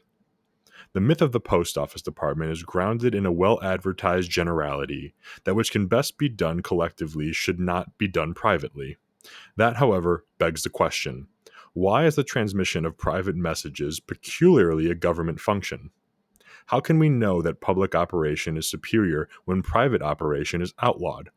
And if the postal business is best promoted as a collective instrument, must this instrument be implemented with police power, or could it be carried out on by private concern, paying for the privilege on the basis of bids and depending only on public patronage for its livelihood? These are questions which the deficit-paying stockholders have a right to ask. Custom has so strongly embedded the monopoly idea in our minds that the mere suggestion of a private postal system seems fantastic. Yet, it should be obvious that long before the government made itself the exclusive mailman, people communicated with one another. The king's couriers are presumed to have been the first letter carriers, but it is more likely that means of communication and picture writing came at about the same time, long before there was a king or couriers. And then there's a footnote here. Back when he asked the question, there it is. Why is the transmission of private messages peculiarly a government function? And that footnote is, the government's monopoly covers the transmission of letters only, and a letter, quote unquote, is officially defined as a written message, communication, notice, or other expression of thought sent by one person to another, which is forwarded for the purpose of conveying live, current information to the addressee upon which he relies or takes action. The department's document called the Private Express Statutes expands upon this definition to some thousands of words so that all and sundry may know what constitutes the punishable crime of competition with the government. Men write letters not because there is a mailman, but there is a mailman because men write letters. Sort of like how man creates society, society doesn't create man. And they write letters because they are social animals. The American colonists had been communicating with one another in some manner for nearly 100 years before the British Crown thought of intervening. In England, the postal service was the private business of the king, whose income prospered by letting out of the privilege to patentees. Perhaps the prospect of revenue prompted the extension of the monopoly to the colonies in 1711. But there was another consideration, that of imposing on the colonists the costs of delivering official mail free. That, as we well know, is the franking privilege, and however we camouflage the fact, it is an expense which must be met by a tax on production. In 1946, this free mail tax amounted to $100 million, about one-third of the total deficit of the post office department. The Crown's intrusion in the private affairs of the colonists raised considerable havoc. They had not yet swallowed the myth.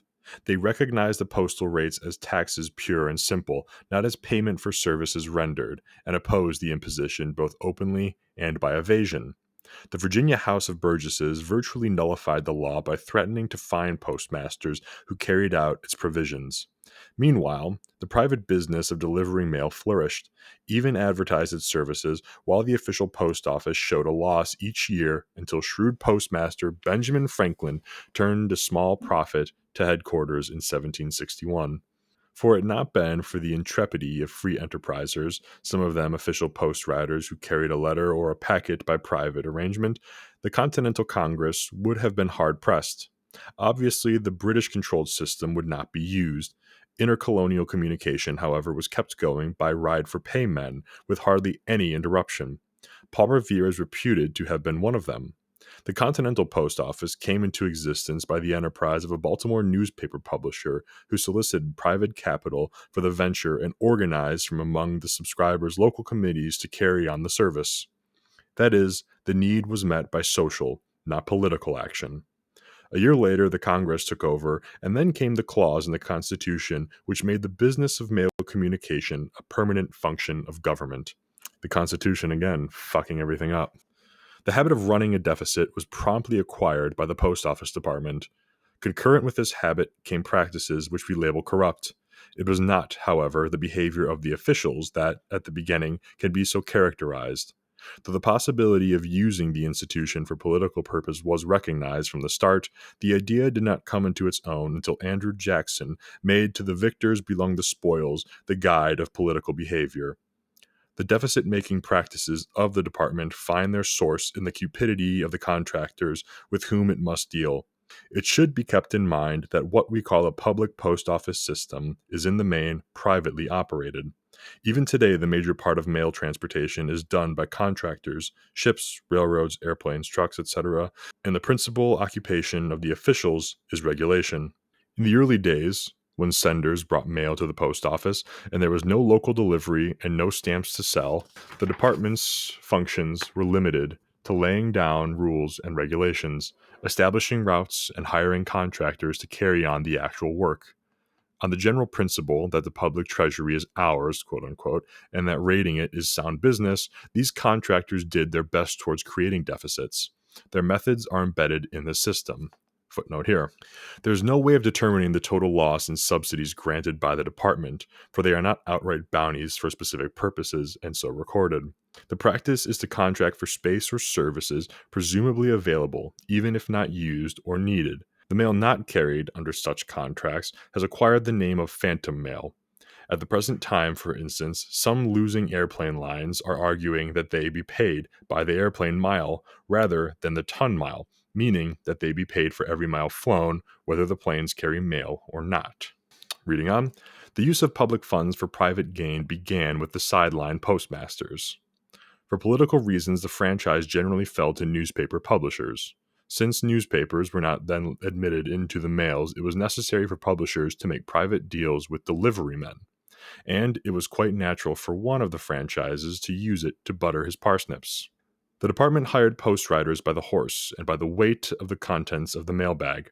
It was a simple matter to let the overweight mail pile up in the post office until allowance was made for an extra horse. Stagecoaches were required to carry a given number of passengers with a given amount of mail, and if the business in either mail or passengers exceeded the agreement, one or the other was left behind. The lower-paying mail suffered until an exasperated public forced the department to revise the contract upward. Whenever a change of route was ordered, even if such change was to the advantage of the contractor, the contract was voided and he was allowed to make an improved bid. Thus, device after device was conjured up to facilitate the annual deficit. The art of milking the public treasury via the post office department reached perfection with the advent of the railroad. The often told story is as long as it is sordid. From a book advocating forsook political ownership of the railroads to cure the inadequacies of the politically owned post office, we get the following. The government pays in some instances as much for the rent of a single car for 1 year as it would to build the car. It has been discovered that in weighing the mails, the roads have often falsified the weights. The weighing is done once every 4 years, and upon that basis, the railroads are paid for the handling of mail. It has been discovered that during the period when the weighing is done, all sorts of fraud were practiced. Thousands of pounds of empty sacks, bags of grain, and in one case, even a pile of lead pipe were shipped back and forth and weighed over and over again in order to increase the weight of the mails. Flagrant mismanagement in the department, showing up, of course, in deficits, have led to frequent outbursts of public criticism and investigations, quote unquote. The resulting changes in personnel and even improvement in methods did not eliminate the deficits. It then became politically necessary to explain them away by a logic chopping peculiar to bureaucracy. Public works, it was ascertained, are entirely outside profit and loss evaluations. Their cost is an investment in service, just like a household utensil. The public, which owns, quote unquote, the public works, should no more expect a return on these possessions than a housewife does from a pot or a broom. We cannot make a profit on ourselves. That would be like asking the left-hand pocket to declare a dividend in favor of the right-hand pocket. And what in private business is called an operational loss in a public business is not a loss at all, since the outlay is merely an additional investment in public service. By such reasoning, the deficit acquires a new meaning, one just the opposite of a loss in a business venture. It is a mark of social progress, quote unquote. This line of reasoning, now very common among planners, came upon the post office department, the first of our socialistic ventures, gradually and as a matter of necessity. It was needed not only to explain away the deficits, but also to support the practice of using department funds to help out private business. From the beginning, everything that moves and can carry a letter has had a claim on the public treasury through the post office department. The post horse, the stagecoach, the ship, the railroad, the airplane, each in turn came to the department for a handout and, depending on the political influence it brought along, got it. Each invoked the general welfare clause to support its claim. It is the cost of supporting the private carriers that contributes most to the deficits of the department and puts upon it a burden which makes efficiency meaningless. And it is a cost that cannot be eliminated from public ownership. This I highlighted because, once again, the government cannot make or do anything. They have to rely on you to get it done. They have to rely on the hiring out of private corporations, of private companies to carry the mail. And then on top, you can just tell by the deficits and by the increased costs every year that they are just adding to the amount that's charged to it. Rather, if they had removed ourselves and we had free choice of letter carriers and mail services, it would be much cheaper without the burden that they lay on that.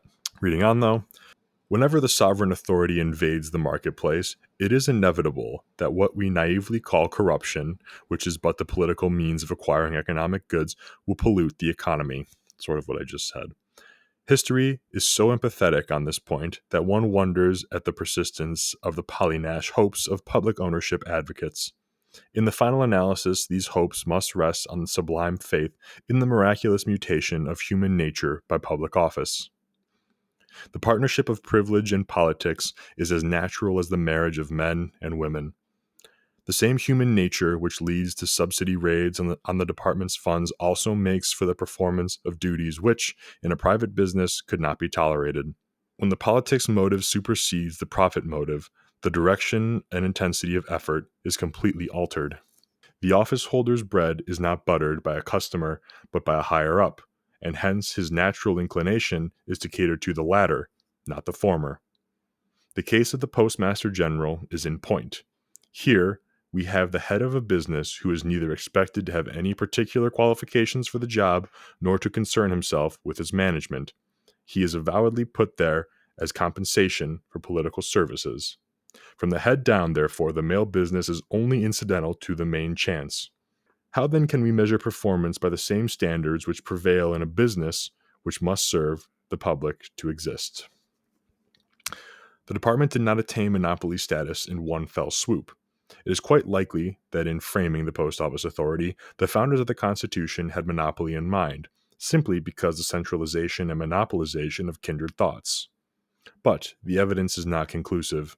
The Federalist disposes of the subject with one sentence. The power to establish post roads must, in every view, be a harmless power, and may, perhaps, by judicious management, be productive of great public conveniency. Such words as harmless power, quote unquote, may, and perhaps, quote unquote, lend support to the view that the founders were not concerned with monopolization, even if it occurred to them. It is a certainty that the early Americans did not concede monopoly to the department, for the record shows that they used it only when it was a conveniency and resorted to private means when it was not. Monopolization came by way of improved police methods, not public demand. In colonial times, the postage rate was fixed at 6 cents per letter, if it traveled 30 miles or less. This was graduated up to 25 cents for a trip of 450 miles or more. A letter, quote unquote, was officially defined as a single sheet of paper. If the packet contained 2 or more sheets, even if printed, the postage increased accordingly. And since the envelope was not introduced until 1842, postmasters could easily check on the number of sheets, which were folded and sealed. As the fee was paid by the recipient, neighborliness was induced laxity in collecting the full postage.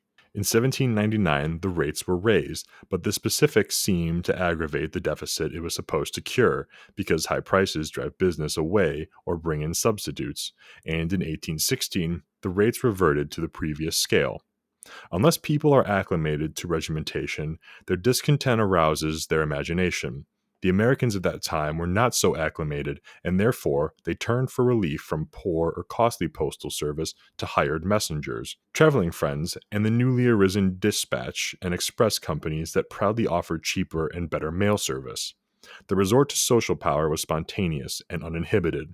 It became so customary to request travelers, even though strangers, to deliver letters to the towns to which they were going that merchants contemplating trips were careful to conceal the fact for fear of being inundated. Francis Lieber, a German traveler in the early 30s, makes this comment on general practice. I believe this is the only civilized country in which no law exists to prohibit private persons from carrying sealed letters. It would be considered a strange interference with private concerns if ever a law of this kind should be attempted here. A strange interference indeed in those days. Now that let the government do it has become the litany of the land, this resort to spontaneous cooperation for the solution of a common problem, even one brought on by the government itself, smacks of heresy. Yet if we break through the socialistic incrustation of our thought, we will discern in this early Americanism a truth of political science, namely, that when political power is weak, social power is strong. The young government was too weak to prevent people from taking care of themselves. Not only did they resort to mutual helpfulness in their extremity, but, and this is more important, they took to the marketplace for a sound solution. The commercial conveyors met the need for better and cheaper mail service. The earliest of these on record was begun in 1835 by William F. Harnden of Boston. Starting as a deliverer of packages, he soon was employed to buy goods in other cities for a commission, and it was but a natural sequence that merchants and others should turn their letters over to him. Where monopoly cannot prevent it, success is ever the breeder of competition, and therefore of better and better service. Harnden's venture gave rise to many more, and in 1843 Boston alone had a score of these operators, among whom was Alvin Adams, father of the great Adams Express Company. Merchants and others would club letters having a common destination, delivering the packets to the express company, or to a store which served as a collection point, and about 50 cents obtained a service for which the government would demand as much as $30. The dispatch companies maintained collection boxes in hotels and other points of vantage. Hale's Foreign Letters Office of New York published quotations on foreign delivery, which undercut the government's by about 1/3, and in New York it offered local delivery by special messengers at 6¼ cents per letter. It was a thriving industry, this quasi-mail service, growing with the needs of society. Hunt's Merchant's Magazine was well warranted in declaring that government enterprise is wholly unable, under the advantageous promptings, to compare with private enterprise. And political theory was not yet afraid of the thought that the transmission of correspondence is no more a national concern than the construction of railways and telegraphs or the transit of passengers and goods.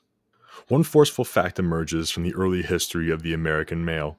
Private industry did not compete with the official department so much as the department competed with private industry. That is, the department was forced to adopt or take over improvements in the service which the enterprisers introduced, lest it pass out from the lack of trade. Before 1845, a letter mailed to one's neighbor bore a penalty of 8 cents per sheet. The dispatch companies cut the rate for a single sheet and charged nothing for a second or even a third. That forced Congress to slash its rates, but the superior service of the private enterprisers kept them in business nevertheless. What did the government do? In 1860, this pernicious social instinct compelled the department to resort to the only logic known to officialdom: force. The Postmaster General, calling upon the law of 1851, declared the streets of Boston, New York, and Philly to be post roads, thus making outlaws of persons using these streets for the transmission of letters for a fee. Footnote here: this legal service of declaring lines of communication post roads is the prime means of monopolization. The secondary means is subsidies, making competition unprofitable. In 1813, the navigable rivers were declared post roads. In 1838, it was the railroads. Control of city streets came in 1853 with free delivery service, quote unquote. In 1896, rural roads were preempted wherever RFD was ordered. Now it is the airways. Reading on here. After a little opposition and even open defiance of the law, the dispatch companies gave up the ghost, and the citizenry were compelled to accept whatever delivery service the bureaucracy designed to offer. The private dispatch companies arose because of the inadequacies of the department, and even though they were outlawed, there was always the threat of black market operations to keep the department from backsliding. It might be well to recount some of the inadequacies which the dispatch companies served to overcome. When the postage stamp was introduced in 1845, 5 years after it was authorized, the purchaser had to climb to a sequestered cashier's office upstairs and wait his turn. Another ally of the dispatch company was the local postmaster, whose interest in city delivery was decidedly negative since the rent of the private mailbox was his to keep.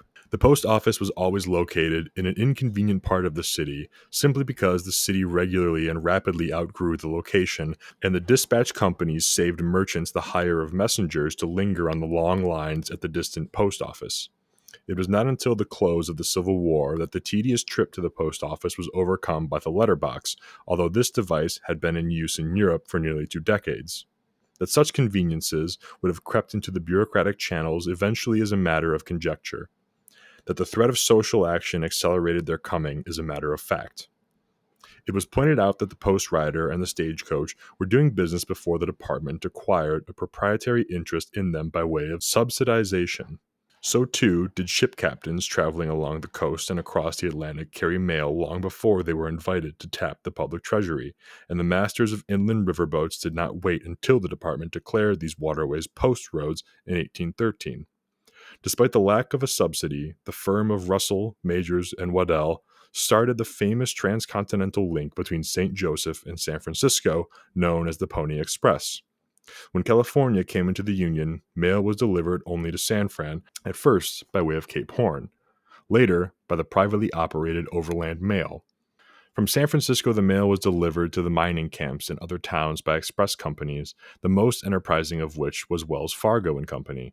In 1864, this company bought 250,000 stamps and envelopes from the government and resold them with their delivery fee added. For some years, its mail operations exceeded that of the government in the West. Commodore Vanderbilt secured from the Nicaraguan government a franchise for a transit route in 1851 and was soon postmarking letters in advance of the mails.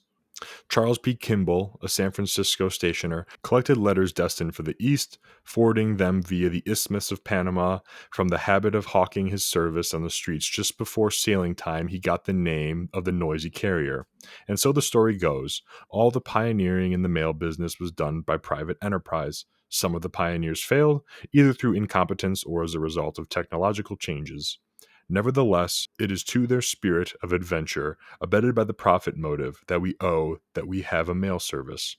Officialdom merely brought out what private initiative had produced, and then legislated private initiative out of the field. What might have happened to the system if political monopolization could have been effected right from the start is horrendous to imagine. On the other hand, one can make comparison with privately owned communication systems to picture the kind of mail service we might enjoy if the politician had kept his hands out of it. Putting aside such considerations as speed, economy, and the variety of services provided by telephone companies, let us compare only the courteous operator with the kind of answers one gets from postal clerks. What a difference! Some of us can recall the crudity of the early telephone. Nothing but the urge for more revenue turned that toy into an indispensable instrument of commercial and private life. Dividends, not subsidies, spurred the scientific investigation of sharper management, which resulted in lower rates and better service. And so, if the government had kept its hands out of the mail business, the pioneers would have developed a mail service comparable to the telephone system, and the taxpayer would have been saved uncountable deficit billions. How fortunate that the government did not exercise its option on the invention of SFB Morse. The first experimental telegraph line between Washington and Baltimore was built in 1843 at government expense, but for some reason Congress lost interest in the invention and it went to private hands. Those who maintain that the mail service would not have thrived but for government support should explain why the telegraph did thrive without it. The companies which exploited the telegraph not only paid their keep, but as taxpayers have helped to meet the annual deficits of the post office department. Is the postal system, our business, quote unquote, operated efficiently or inefficiently? How can we tell? Efficiency is a standard of performance, and a standard presupposes a method of measurement. By what honest yardstick can we measure the performance of the post office? Without such a yardstick, any discussion of the department's efficiency is like a debate on how high is up. It will not do to depend on comparison with another nationalized system, like the Russian, for instance, for while one may serve better than the other, both are conditioned by factors which might make for essential inefficiency. Something like comparing the speed of a horse having one lame leg with that of a horse handicapped by two lame legs. If we point with pride to past improvements in the service, we are merely comparing a stagecoach with an airplane and are not determining the possible efficiency of the airplane. A business is an undertaking to serve the public, and whether it does so must be decided by the public, whose decision as to the efficiency of the business is final and irrefutable. In making a decision, however, the public must have a choice between at least two businesses in the same field. That is, only where competition prevails can we have a dependable yardstick of efficiency. Under such conditions, the decision of the public is recorded in the ballot booth of the marketplace. Grocer Smith vies with Grocer Jones for the dollar ballots, and since the field is free of compulsion, the winner will be the one who, all things considered, renders the better service. He receives in proportion to what he delivers, and what he delivers is decided by competition, not his own inclinations. For the public, thinking always of its own interest, votes for the performance, not the performer. In the final analysis, the public votes for itself. The successful competitor will gain because of the service he renders, because of his efficiency, and his gain is recorded in his profit and loss statement. This statement, in a competitive field, is the objective and mathematically accurate yardstick of efficiency. With a privately owned monopoly, the profit and loss statement is only a partially true record of its efficiency, falling short to the extent of its monopoly position. By control of the supply of services, which is the essence of monopoly, it eliminates competitors who, seeking to gain the favor of the public, would force its standard of performance to higher levels. Since the public has no choice in the matter, save that of going without, it takes the services offered by the monopolist at the terms he decides upon. His profit and loss statement is a record of the performance he chooses to give. But the monopoly is under compulsion to achieve a degree of efficiency by its desire for profits. It must produce. Its monopoly position enables it to predetermine its performance, and its profit motive drives it to produce the exact amount that will yield the greatest net return. This presents a problem in pricing, which it solves by the trial and error method. If the monopoly exceeds the predetermined level of production, the price will have to be dropped to entice greater consumption, and the net return will be the same. If it raises the price, consumption will drop, and so will the net return. Efficiency in a monopoly, then, consists in finding the exact ratio between price and output that will yield the most profits. The perfect monopoly is one which enjoys a complete control of the supply, leaving the public with no recourse except abstinence. Only for short periods, as during an emergency condition, can any privately owned monopoly enjoy that ideal privilege. Every monopoly is at all times subject to limited competitive conditions. There is, to begin with, the possibility of a technological break in its monopoly position. Oil broke into the coal monopoly. The wireless took the transoceanic cable off its pedestal. The airplane made railroad management more considerate of the public. It is because of this threat that monopolies conduct expensive research. And though the inclination might be to keep the better competitive inventions off the market, the existence of such inventions and the possibility of others is a pressure toward greater efficiency. Science tends to keep monopoly on its toes. Other competitive threats have a bearing of the efficiency of the privately owned monopoly. The possibility of losing trade to substitute even inferior services is always present, while self-denial by an impecunious public is a constant consideration. That is, the public has a limited influence on the profit and loss statement of the monopoly.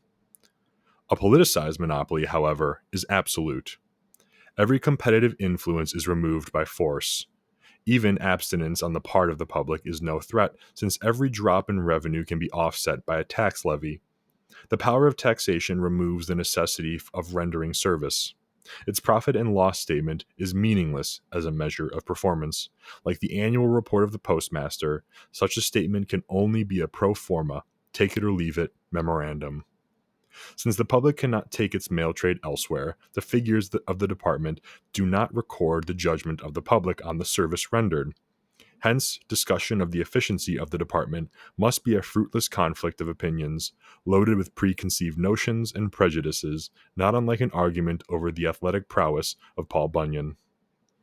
The monopoly privilege of the department does not cover all of its activities, and where competition is allowed, its inefficiency is glaring and definitely measurable. Its parcel post business for the fiscal year 1946 shows a loss, not including unrecorded expenses, of $42.5 million. Its money order business lost nearly $29 million.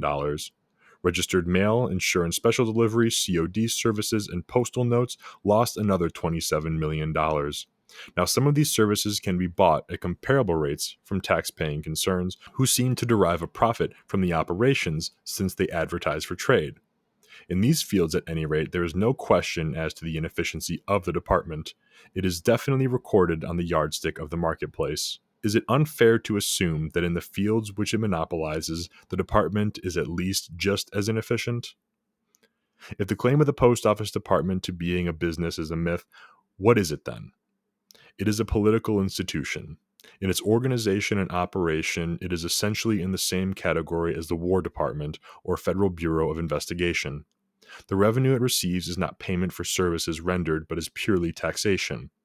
A plausible relationship between the rates charged and the cost is maintained only to make the tax levies palatable, but the final determinant of these rates is political exigency. Let us not fool ourselves. The price charged for the delivery of publications is a tax ameliorated by their capacity to influence public opinion, always a potent factor in politics. Third-class postage and parcel post rates and rural fee delivery came when the farm voter assumed importance, and not because the arguments of the mail order houses. Footnote there.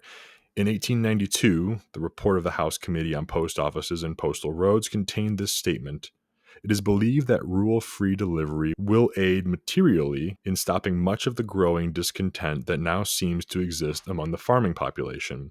A depression was then on. So it looks like they really just opened up those mailing services or those discounted mailing services to those areas because they were going to lose the rural voters' faith in the system. Reading on, though.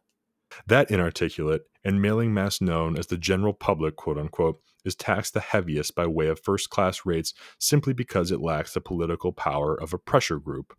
Another footnote there after pressure group.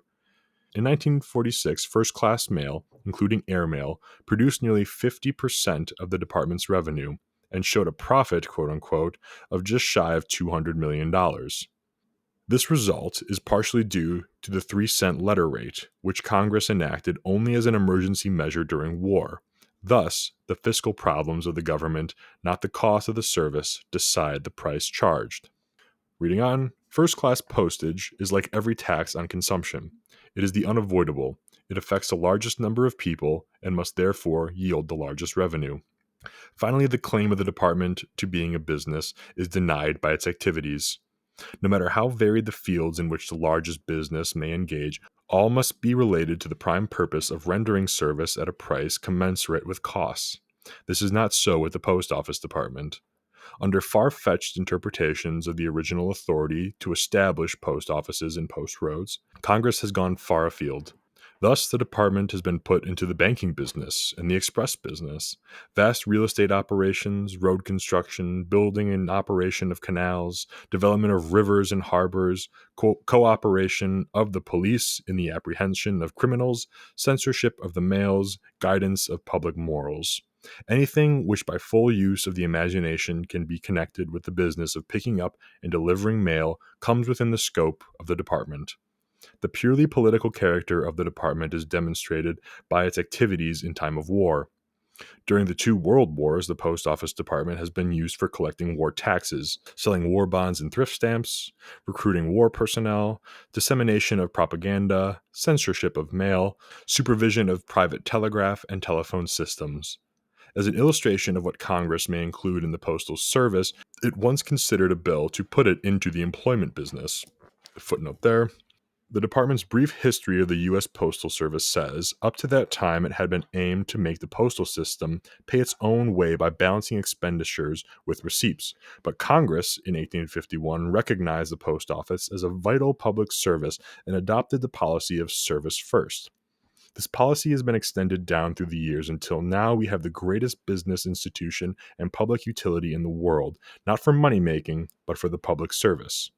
That is to say, in 1851, Congress decided to abandon any pretext of running the postal system on a business basis and put it under the limitless blanket of public service. It is anything that can be used for political purposes at any cost to taxpayers. Then, finishing up this chapter, thus, Congress may make the department any kind of instrument of the state, and that means that it is a political institution, not a business. Discussion of its efficiency or inefficiency in terms of public service is therefore completely out of place. And now we're on to the last 2 chapters. That one was a very long-winded chapter. These next ones aren't nearly as long. Chapter 17, The Sovereign Tax Collector. When the Union was founded, political scientists were agreed on the axiom that the source of sovereignty is the individual. It is from him that government derives its powers. This involves another assumption, the one about natural rights, inhering in the individual by virtue of his existence or by divine gift. The 2 ideas, necessarily related, emerged from the revolt against absolutism, resting its case on the doctrine of the divine right of kings. Neither doctrine as to the source of sovereignty is provable. The nature of sovereignty, however, is beyond doubt. It is the degree of coercion that the government exerts on the people, and this degree of coercion is in turn dependent on the amount of the nation's wealth that the government has at its disposal. For the coercion must be exerted by men, and men must live while they carry out the orders of the government. The police must be paid. In short, sovereignty is a matter of taxation. The more taxation, the more sovereignty. Conversely, the immunity of the people is in proportion to the amount of their wealth they can keep out of the government's hands. It follows then that the 16th Amendment, which gives the government a prior claim on all the production of the country, puts the government in the way of acquiring as much power as it is possible for a government to exercise.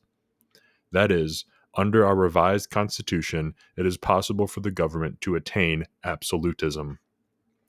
The introduction of income taxation destroyed the original concept of the Union as consisting of autonomous states in which political power was a concession from sovereign citizens, just as efficiently as if it had been done by a foreign invader. The indisputable fact of the 16th Amendment is its socialism. It denies the right of private property. Other taxes, particularly the indirect kind, are apologized for on the ground of necessity. The cost of maintaining the political establishment must be met by the citizenry, but the levies are made as painless as possible by hiding them in the price of goods. The income tax, on the other hand, unashamedly proclaims the doctrine of collectivized wealth. The state may take whatever it needs as a matter of right. That which it does not take is a concession. It has first claim on all things of all the people. A paraphrase of the income tax law would go like this: Thus much thou shalt have for thy keep, thus much more for the keep of thy wife, and for the nourishment of thy children, until they too enter into the service of the state, and allowance is made. Thou mayest also deduct for medication, if any, and for such expenses of thy business as are necessary for its continuance, and a percentage for thy favorite charities, so as to relieve the state of maintaining them. All the rest belongs to the state as a matter of right, and, mind thee, these exemptions, and the rate of taking, the state may alter at will from year to year. Is this an exaggeration? There is nothing in the 16th Amendment, there is nothing in the spirit of income taxation that puts a limit on what the state may confiscate. Legally, all that is produced by the citizenry may be demanded, and the relationship between state and its subjects, as far as property is concerned, approximates the relationship between master and slave. What makes the slave a slave is that he is legally denied the right of property, and the master is so only because the law permits him to appropriate all the slave produces. The substitution of the state for the individual master does not deny the economic substance of slavery, even though the state cloak its appropriations with eleemosynary intent.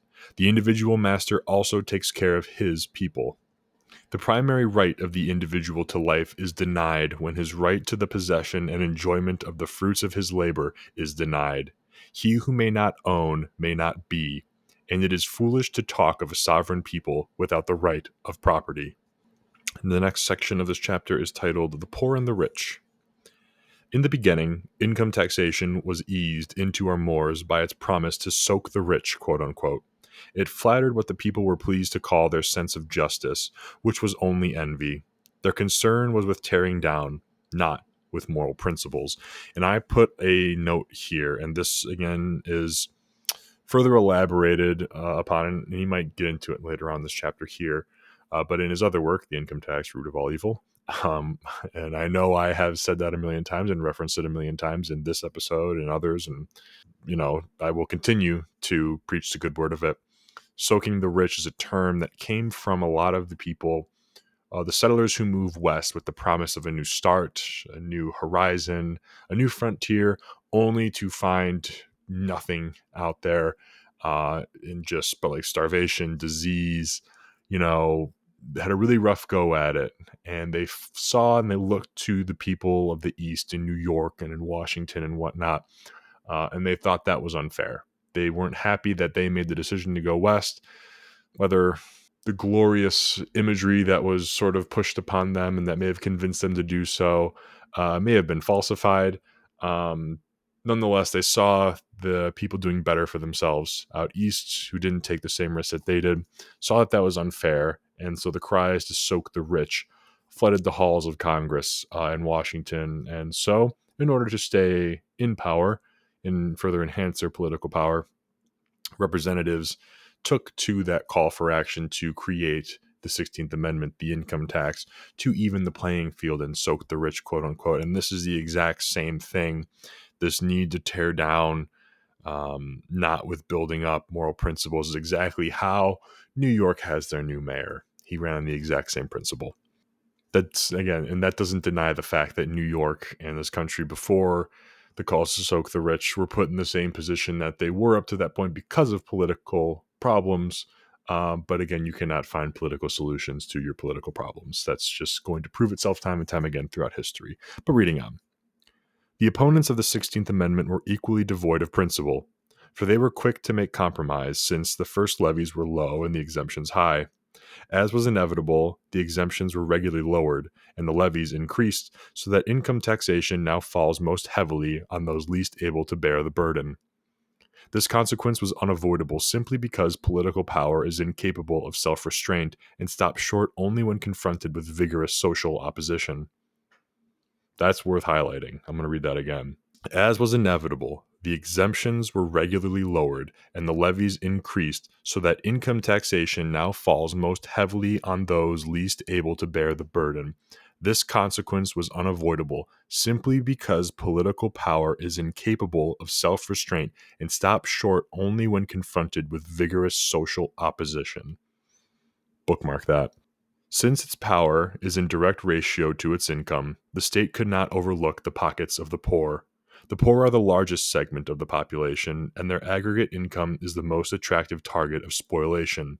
Quote, the Congress shall have the power, says the amendment, to lay and collect taxes on incomes from whatever source derived, unquote. And in that italicized phrase rests the unlimited power of appropriation.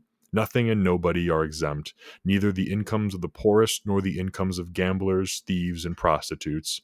It is the unequivocal assertion of the state's lien on all the wealth of the nation. The passion for leveling that insinuated the 16th Amendment in the Constitution obscured the fact that this all-inclusive power of appropriation must in time reduce the people to the condition of wardship. Every strengthening of the state is accomplished by a weakening of the moral fiber of the people. Bookmark that as well, fire a line. That is axiomatic. Just as a bonded servant is dependent on the will of the master, so do people deprived of their incomes acquire the habit of charity. They learn to lean on the only propertied person, quote unquote, the state. Dependence on the state by way of socialized education, free medicine, unemployment insurance, public housing, gratuities, and subsidies of all kinds becomes the normal way of living, and the pride of personality is lost. When self-reliance falls into disuse, it atrophies. Moral deterioration is a progressive process. Just as a worn part will affect contiguous parts and bring the entire machine to collapse, so the loss of one moral value must ultimately undermine the sense of morality. The income tax, by attacking the dignity of the individual at the very base, leads to the practice of perjury, fraud, deception, and bribery. Avoidance and evasion of the levies have become the passion of the country, and talents of the highest order are expended on trying to save something from the clutches of the state. People who in their private lives are above reproach brag about their ingenuity in beating the law. Putting all the tax evasion devices together, they come under the head of lying. Sometimes it is legal, sometimes it is illegal, but always it is evasion of the truth. The habit of lying grows by the practice, and a people constantly on the alert for an effective lie in the making up of their income tax reports must in time put little worth on truthfulness as a whole. And I highlighted this because this is interesting, and what this work has done from starting small with like a thought of collectivist versus individualist mentality to the state monopolizing things and using force to monopolizing things and getting onto the income tax and chipping away, obviously furthering the monopolistic nature of the state, but chipping away at the moral nature of people, running deficits, being unable to see the big picture and addressing, the common concerns behind war and whatnot. You take this all into consideration, and it's no wonder we are, where it feels like we're sort of near the end times, I guess is the worst way of looking at it, like the collapse of Rome, if you will, with a nation so morally corrupt because the state has chipped away at the nature of the people, because in order to avoid feeling like you're living in an absolute police state or you're being taxed to death, you have to find ways of being a little evasive, being a little sneaky in order to do what's best for you and by you. And then you couple that with a nation that's constantly running a deficit, run by a bunch of pedophilic, mediocre clowns. It's no wonder why we are where we are. And it feels like things are starting to crumble, or cracks are beginning to show at the very least. Reading on now. The political concept of a sovereign people capable of self-government rests on the assumption that the people are possessed of integrity, if not wisdom, and that they are free to make choices in the light of their understanding. But a people inured to deception by the necessity of living are not likely to heed moral principles in the management of their common affairs, nor does freedom of choice have any meaning if the best they can expect from the management is a gratuity from their confiscated property. And I guess that sort of speaks to why you shouldn't necessarily get too... Obviously, it's hard not to try to dunk on people if they're saying stupid shit. But this is why people sometimes act the way that they do. It's because of the environment they're placed in, the powers that are exerted upon them, what the state has done to people. I'll reread it again. But a people inured to deception by the necessity of living are not likely to heed moral principles in the management of their common affairs, nor does freedom of choice have any meaning if the best they can expect from the management is a gratuity from their confiscated property. Bang. Love that. The sovereignty of the people is rather tarnished by their willingness to trade their conscience. A bought election is hardly the free expression of an independent people. We like that one for those who don't vote. Yet, nothing else can be expected. Income taxation must produce a slave psychology. One must live. Since the source of doles, subsidies, jobs, and economic favors of one kind or another is the tax fund, the party in control of it is their natural choice, while the best the outs can do is promise a more lavish distribution and hope that the promise will carry weight at the polls. The consequence of the 16th Amendment was unavoidable. If ever there was any validity to the concept of a sovereign citizenry, from whom the powers of government are derived, there certainly is none now. Consciously or instinctively, the proponents of home government or states' rights proceed from a philosophical axiom that the individual is the only reality. He alone exists. Without him, there cannot be a society, and without society, there is no need for government. Society, in fact, is nothing but a convenient abstraction, a word describing an agglomeration of individuals cooperating for their mutual advantage. The character of society is but a composite of the characters of its components. It has no other. In short, society is nothing of itself. For the purpose of society, that is, the improvement of the circumstances of its membership, experience has shown the need of an umpire. Since all the members are assumed to be possessed of the right to do whatever they please, provided they do not transgress the equal rights of others, it is necessary for society to provide a means of preventing transgression or of effecting restitution when it occurs. We give government a monopoly of coercion so that it can prevent coercion. On the record, however, the government, which must consist of fallible human beings, Pillar 4, is too often inclined to use the power vested in it for purposes not consistent with its appointed duty. It frequently goes in for a bit of predatory activity in the interests of its own members or of favored citizens. The only preventative is constant surveillance. There is no known system that will automatically keep the governing committee in line with its social mission. This problem of surveillance presents a physical difficulty. The business of the members of society is the production of goods and services. This is demanding enough and leaves little time or energy for the supervision of government. It is necessary, therefore, that government be kept within reach, small and completely dependent for its keep on the will of the body it serves. If it engages in activities too complicated for the citizens to follow, if it assumes to be an active agency as well as an impartial umpire, or if it achieves economic independence at the expense of the citizens, it will surely get out of hand. In that case, it must become a burden and a hindrance. The evidence of history supports the conclusion that simple, small, and dependent government is the only kind that can be watched and held to its social aim. That, in a nutshell, is the reasoning behind the home government idea, or the American doctrine of states' rights. The income tax proceeds from or finds justification in quite the opposite premise, namely that society is not only an entity distinct from the individuals composing it, but is endowed with capacities and qualities superior to anything the individuals can lay claim to. The collectivity may be a merger of individuals. Still, the merger is a thing in itself, with a character of its own. This artifact of man is greater than its maker. Once the fiction of a separate and superseding society is accepted as fast, logic has no difficulty in marching directly to the income tax and to the interventions that follow in its wake. In the first place, the fictional premise liquidates the doctrine of natural rights, of immunities inhering in the individual. That doctrine, say the collectivists, is an unprovable assumption. Actually, they point out, the individual exists only within the framework of society. He is like part of a machine, necessary to its operation, but replaceable, and therefore of consequence only as an accessory. The whole is greater than the sum of its parts. As a matter of experience, they say, what we call rights are merely liberties that society, acting through its managing committee, the government, deems it advisable, in its own interest, to permit the individual to enjoy.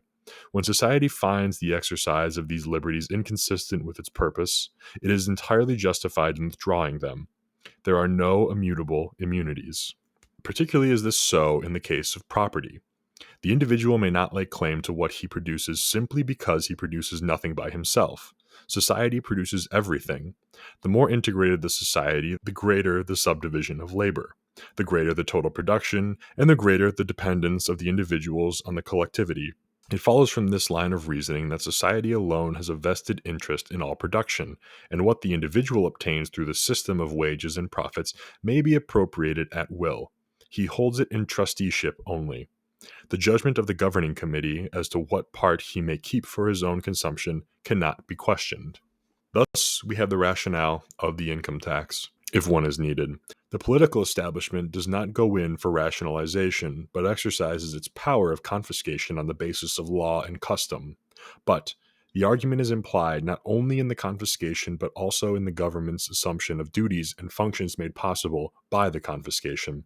First comes the confiscation under the cover of law. With confiscation comes power, or the means of employing policemen, as well as publicists and lawyers, to compel or induce people to do that which they would not do if left alone and in possession of their wealth. Power feeds on power, and so we have the welfare state, or the complete denial of the sanctity of the individual and the glorification of the amorphous God state. The rationalization comes long after the fact of power has been established. It is the moralization of theft.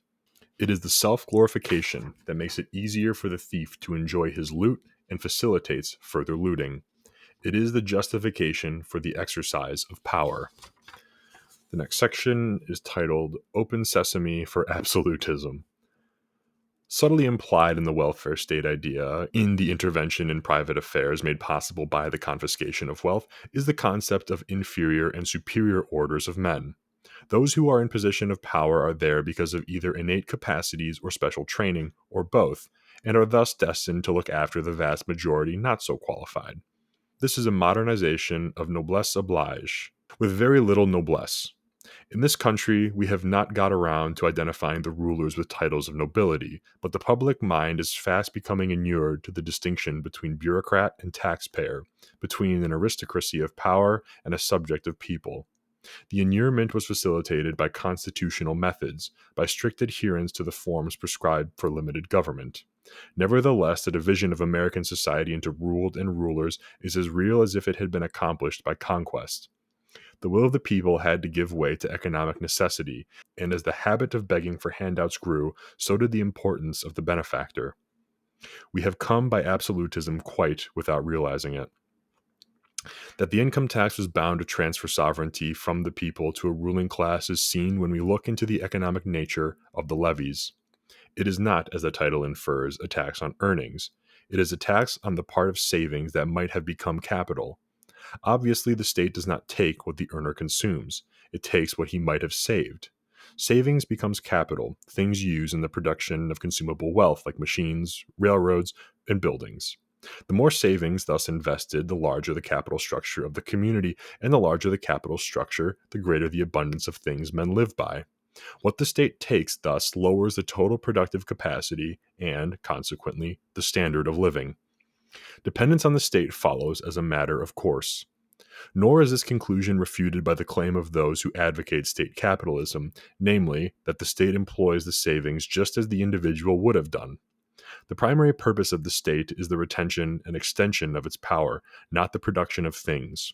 In the latter field, it simply has no competence. The individual capitalist is compelled by the marketplace so to employ his capital that the consumer will buy its products at a price that yields him at least the amount of capital consumed in production. The private capitalist must render a desirable service or lose his capital. The state is under no such compulsion. If it puts the confiscated capital to productive uses, it does so for purposes of political power. It is monopolistic by its composition, and if what it produces does not meet the public favor, the public has no recourse. You cannot take your letters to a competing postal service if the state's is unsatisfactory. The price charged by the state does not include all costs, including depreciation of capital, for it can compel the consumer through taxation to make up operational deficits. Deficits are characteristic of every venture in state capitalism, so much so that the state is compelled to explain them away. Every deficit, the statist asserts, merely represents an additional public service. It is not correct, therefore, to compare the Post Office Department or a Tennessee Valley Authority with a capitalistic venture. These are not businesses, but are political institutions. Whatever services they do render are not what we demand of free capital. State capitalism is nothing but the use of what might have been capital to increase the power of the state over men. Bookmark that, because that's what we live in. And then the final section here, I believe, before moving on, to the last and final chapter, is called The Great Malak. In this country, the state has got around to appropriating approximately 1/3 of the total production, with the promise of more to come. It has, therefore, become the largest single employer of labor, the largest single purchaser of goods. Its continuing absorption of what could otherwise become capital reduces the number of opportunities for self-employment. Under the circumstances, men are compelled to turn to the state for sustenance, and by the subtle process of adjustment to look upon it as their benefactor and guardian angel. Its predatory character is lost in the pyramids it builds, in the monstrous works for which there is no economic need and which serve only to advertise its greatness and its goodness, what a slip. The disposition of men to resent political power is thus invenerated. Sovereignty is thrust upon the state.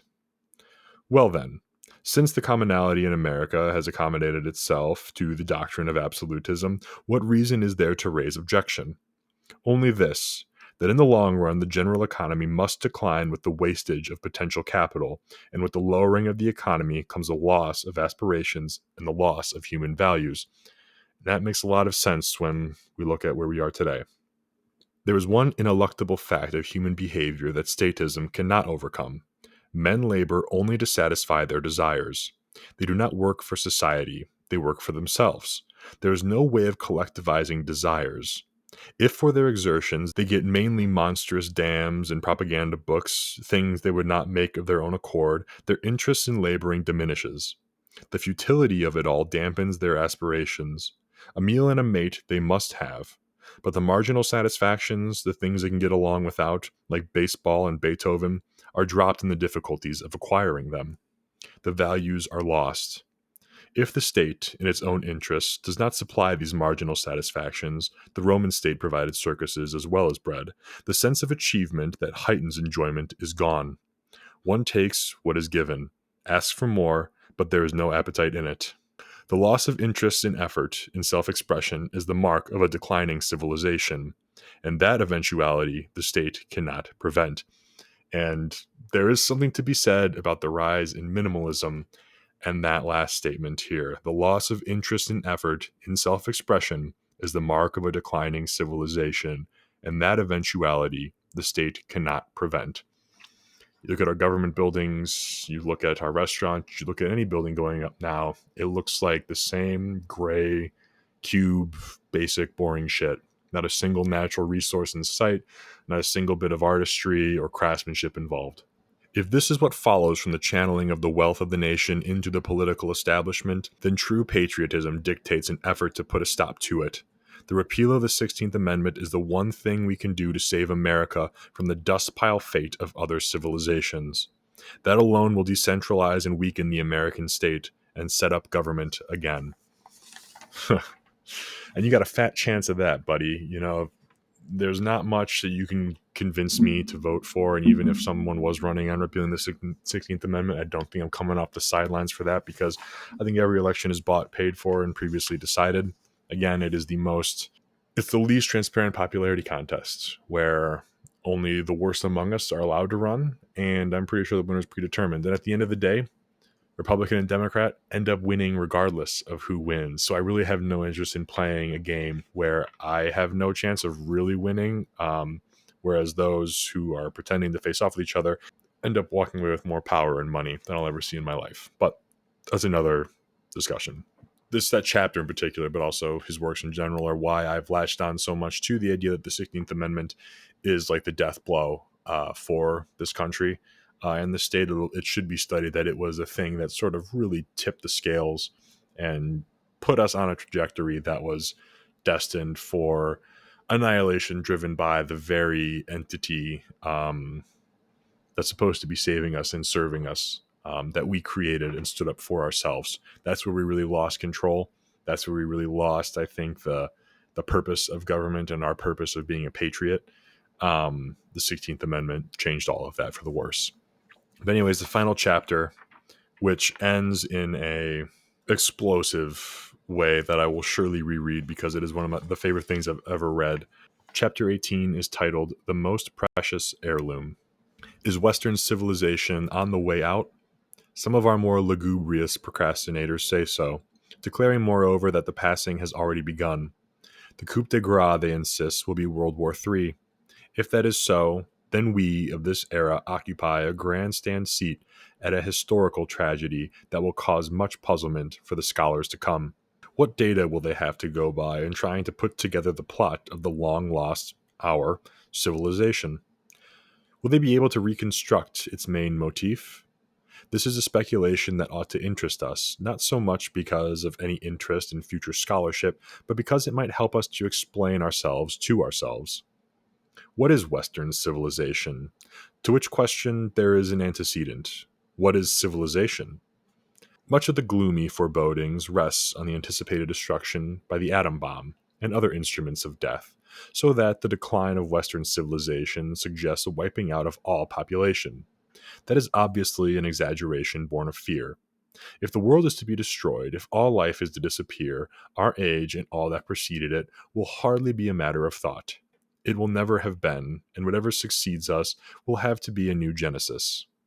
But it is more than likely that nature will defeat science, that despite the most thorough job of killing we might devise, at least one boy and one girl will escape, so that a new generation will arise to worry about what went on before they arrived.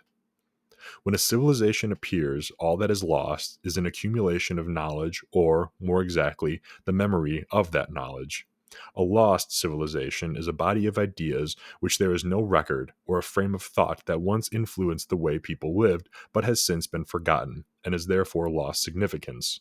As with the impaired memory of senility, the past has no bearing on the present. Thus, as far as the communists have been able to obliterate the knowledge and the values that obtained before their advent, the pre-1918 Russia civilization has been lost to Russia, even though records of it remain elsewhere. No civilization is ever completely lost. Some trace of the accumulated knowledge of an age does seep through to its successors, if only through the artifacts it bequeaths, and no part of the world has ever been hermetically sealed off from the rest. Knowledge has a way of seeping through all barriers, of overcoming all exigencies. Though the debris of Rome buried the ancient civilization so deep as to bring on an apparently complete ignorance of it, known as the Dark Ages, some record of it found its way into the archives of the East, to facilitate the eventual reconstruction. And, above all, even on the dark continent of Europe, some flickering torches were kept alive by the intrepid monks with a devotion that bespeaks an unquenchable faith in a renaissance. Now that a new dark age is being predicted, the story of these monks and their monasteries ought to be considered. Who will perform a similar office for the resurrection that must succeed the predicted decline? Why do civilizations decline? Or, starting from the other end, how do they rise? The process of disintegration must be the reverse of the process of growth. Hence, an understanding of the one is dependent on an understanding of the other. If civilization is a body of ideas, it follows that it is the product of human thought, which in turn is stimulated by curiosity. A civilization comes because the reasoning animal puts his mind to the discovery of means for the improvement of his circumstances or the widening of his horizon. Since he is also endowed with the more significant characteristic of insatiability, he is never satisfied with one discovery, but must go on seeking new gratifications for the ever-increasing number of desires his imagination conjures up. Out of the wheel came the cart. Out of the cart came the railroad. Out of the railroad came the automobile. Out of the automobile came the plane. On the spiritual side, which is another facet of desires, he invents an object of fear to worship, but soon finds that unsatisfying, and comes up with the more solace-giving concept of a universal God of love. When his primary desires are satisfied, his insatiable curiosity reaches out into what we call cultural fields, and he enriches his existence with music, art, literature, as well as with ideas that flatter his desire for self-identification, such as adornment and ostentation. That's how civilizations arise. It is necessarily a graduated process. The will to exist precedes the will to live. Only after the problem of existence is pretty well solved does a human being discover in himself any interest in improvement. Only then do marginal satisfactions, baseball and Bach, lay claim to his thought. They are called marginal satisfactions because, if necessary, man can get along without them. Any old shelter will do for a castle in the beginning, but when his larder is full, he starts hunting for such things as a rug, pictures, a clavichord, to say nothing of hot and cold running water, just to make the old place livable. A civilization flowers in proportion to the amount of thought and effort man can invest in the satisfaction of his marginal desires. It is an accumulatively productive enterprise. Obviously, any diversionary or destructive effort like war must interfere with the nurturing of a civilization. Also, if the human being is insecure in the possession of enjoyment of his output, he loses interest in reaching out for new satisfactions, and civilization is retarded.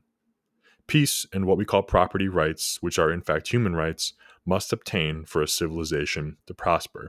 And making a note on war there, considering our entire country and economy are propped up on war, our main export is only war. That's worth putting a bookmark in, because to repeat, obviously, any diversionary or destructive effort like war must interfere with the nurturing of a civilization. So add that to the list of things as to the reason why we are where we are today. Carrying on, though. Contrawise, when living is difficult, when mere existence is the sum total of satisfactions one can hope for, civilization hasn't a chance. And whatever civilization has been built up will shrink as men have to give more and more thought to the primary problem of life. Men learn to get along without baseball and Bach, and in due time they forget that such things engage the minds of their forebears. Long before the political entity of Rome collapsed, the number of Romans who took the slightest interest in the culture of the Greeks, or who had any acquaintance with the learning of their own illustrious forefathers, had dwindled to a mere handful. The principal business of the mass was to keep alive, and that was so demanding that nothing else mattered. When the essential word of the language is give me, little value is put on the cadence of poetry. And when that happens, civilization is on the toboggan. That is the theory of the rise and fall of civilizations, by which those who predict the fall of Western civilization measure the current of events. For evidence, they point to Europe, where concentration on mere survival has crowded out the intense interest in cultural values that characterized its population during the 19th century. In America, they find a general deterioration of educational standards, even though there has been an increase in student attendance. The curricula of schools and colleges are loaded with functional, rather than self-improvement courses, so that these institutions have become training centers for soldiers, farmers, clerks. They clinch their argument by pointing to the infantile literature which is popular in this country. Those who have hope have their rebuttals ready. But there is one argument advanced by the pessimists that carries more weight than all the facts and figures they can corral. It is the fact that Western man has given up on the underlying concept of civilization, the primacy of the individual. Of that there can be no doubt. All that we call Western civilization seminated in the idea that all things begin and end with the individual, that he is the be-all and end-all of life. Nothing but the individual exists, wrote a 19th century philosopher, and in the individual, nothing but the individual. This idea that the human soul is the only reality not only released the human being from fetishes, but also placed him on the responsibility for his environment. Since in the eyes of God, every man is king, it was up to him to prove himself. Out of that tenet of faith came the philosophy of liberalism, that is the mark of Western civilization. In its political expression, it lodged sovereignty in the individual and reduced government to the status of a maidservant. In economics, it gave rise to the doctrine of laissez-faire. In social life, it did away with the fictional castes. It stimulated man's spirit of adventure, and he reached out into all fields, in the sciences and the arts, in industry and commerce, and the sum total of his findings is Western civilization. The whole came out of a philosophy, which in turn rested on a tenet of faith. The evidence is all too strong that the philosophy is losing its hold on men. Among the erudite, always prone to clothe popular thought trend with philosophic phraseology, the inclination is to sneer at the concept of natural rights, traceable only to God, and the popular thought trend induced by the exigencies of life is toward the idea that before the individual comes the group. Although it has not yet been phrased that way, the conviction is growing that God made society, not man. For the habit of thinking, out of which comes the habit of living, is shaping itself around the axiom that society, acting through the state, is an entity in itself, independent of and superior to its component parts. The individual is only a means, not an end. It is this all too obvious liquidation of the dignity of the individual that supports the contention that Western civilization is on the way out. A civilization dies hard. It is not a body of ideas acquired by few inquisitive minds, but a way of thinking and living that has become habitual among men. Hence, a civilization does not pass out all at once on a given day. The process of deterioration is as tenuous as the process of gestation. The historian needs a date and a specific event to mark the passing of a civilization. The prognosticator suffers from the same conceit, and he picks on World War III as the finish line of Western civilization. The exigencies of that struggle, he argues, will require the abandonment of the individualistic premise on which Western civilization is based. With that keystone gone, the entire superstructure must collapse. It is generally agreed that the anticipated war will be fought along totalitarian lines. The battles will be between nations, not armies. All will be warriors. The individual, as individual, will lose all value, for all thought and energy will be channeled into one purpose of preserving the state.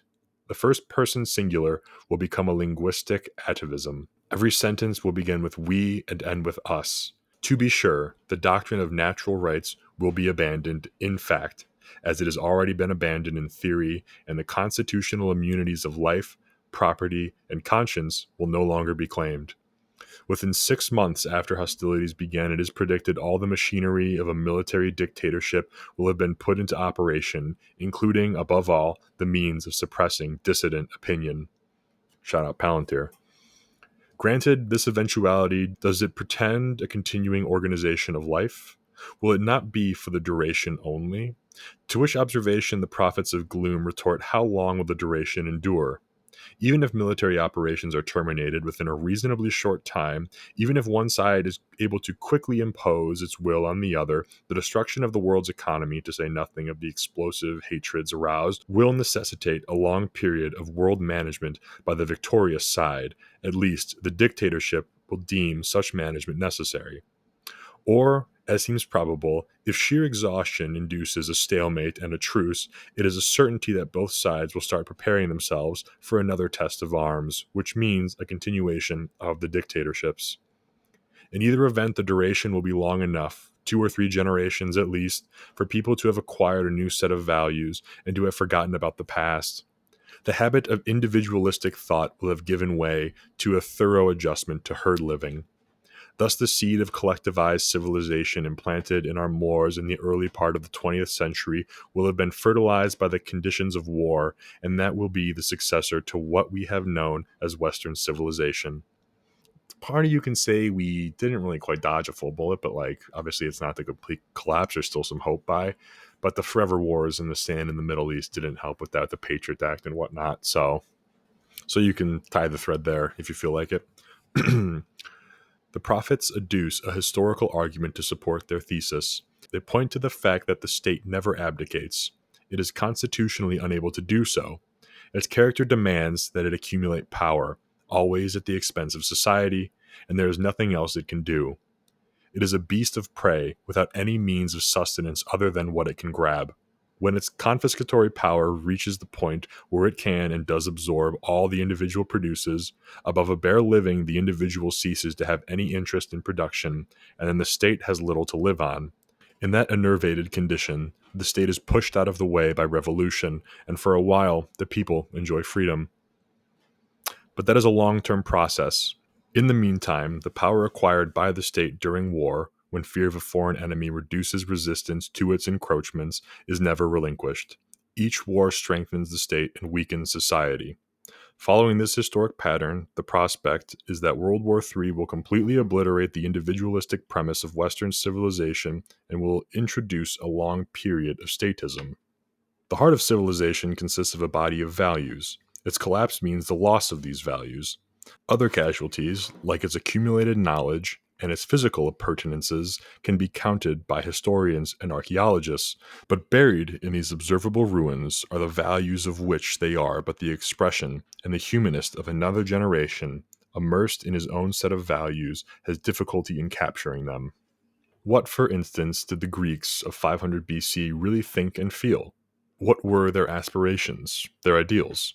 What pattern of thought motivated their manner of life? These are the difficult questions that a lost civilization presents to its successor. To repeat, the key value of Western civilization is the primacy of the individual. All the rest is but a manifestation of it. If World War III does in fact destroy this civilization, it will do nothing more than depersonalize the individual and reduce him to an automaton.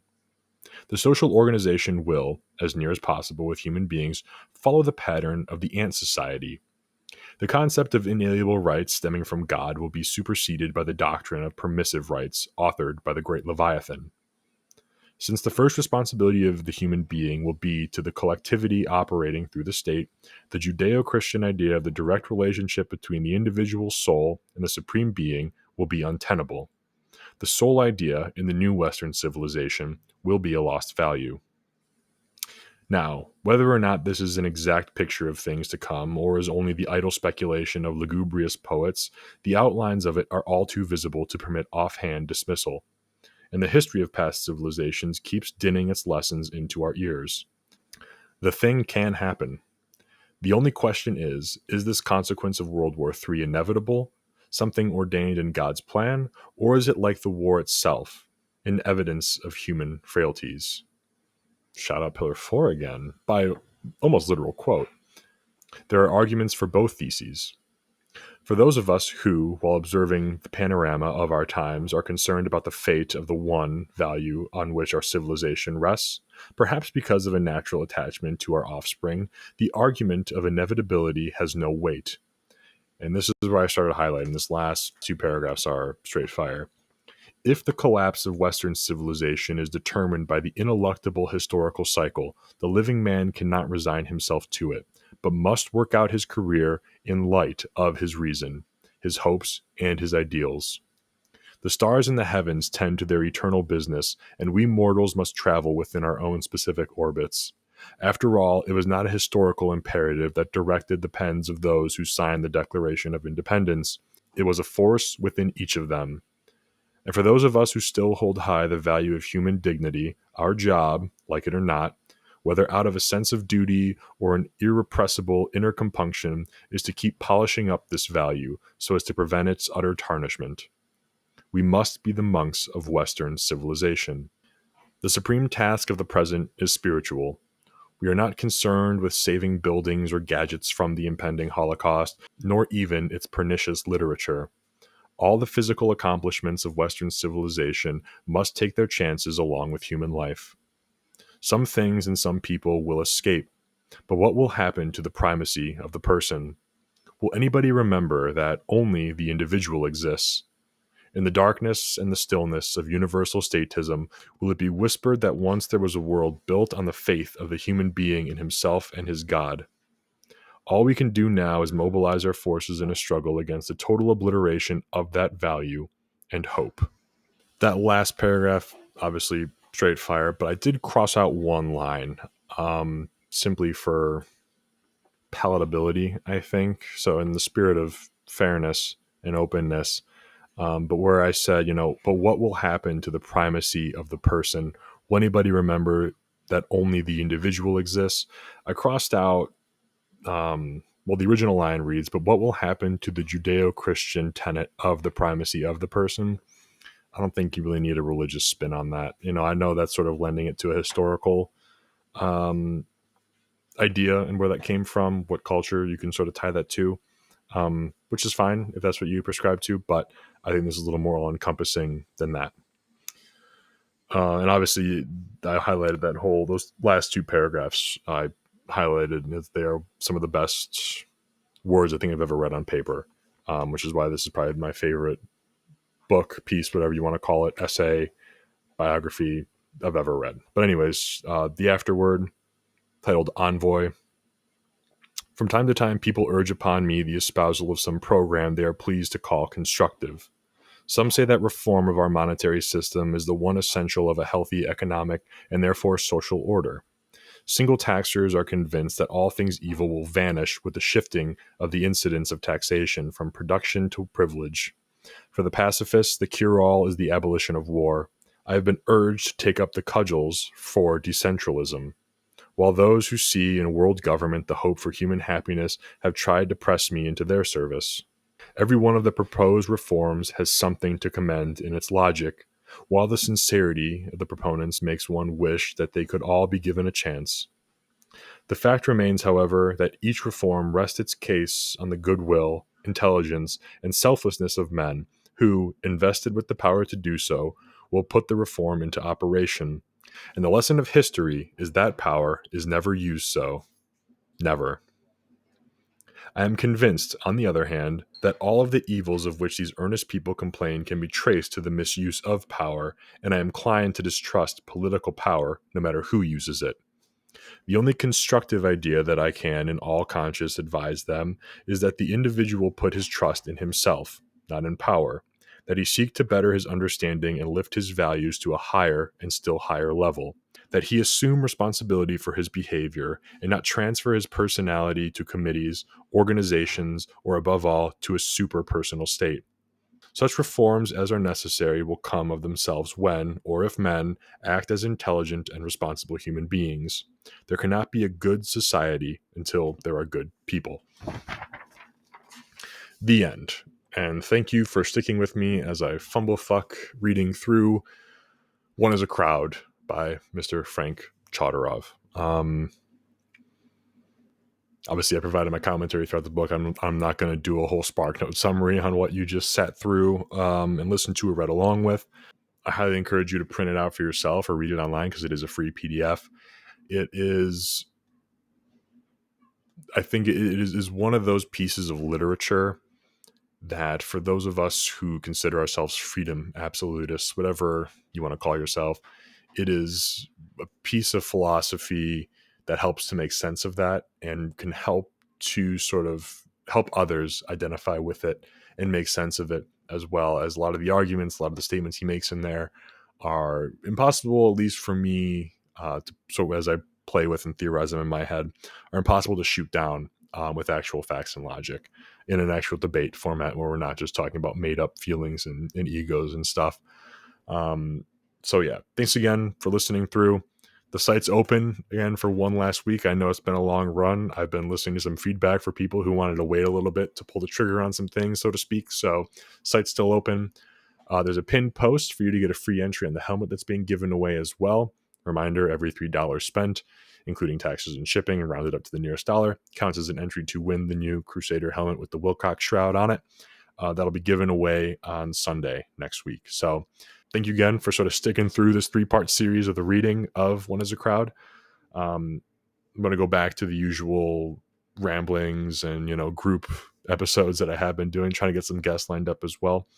But until next time, stay metal.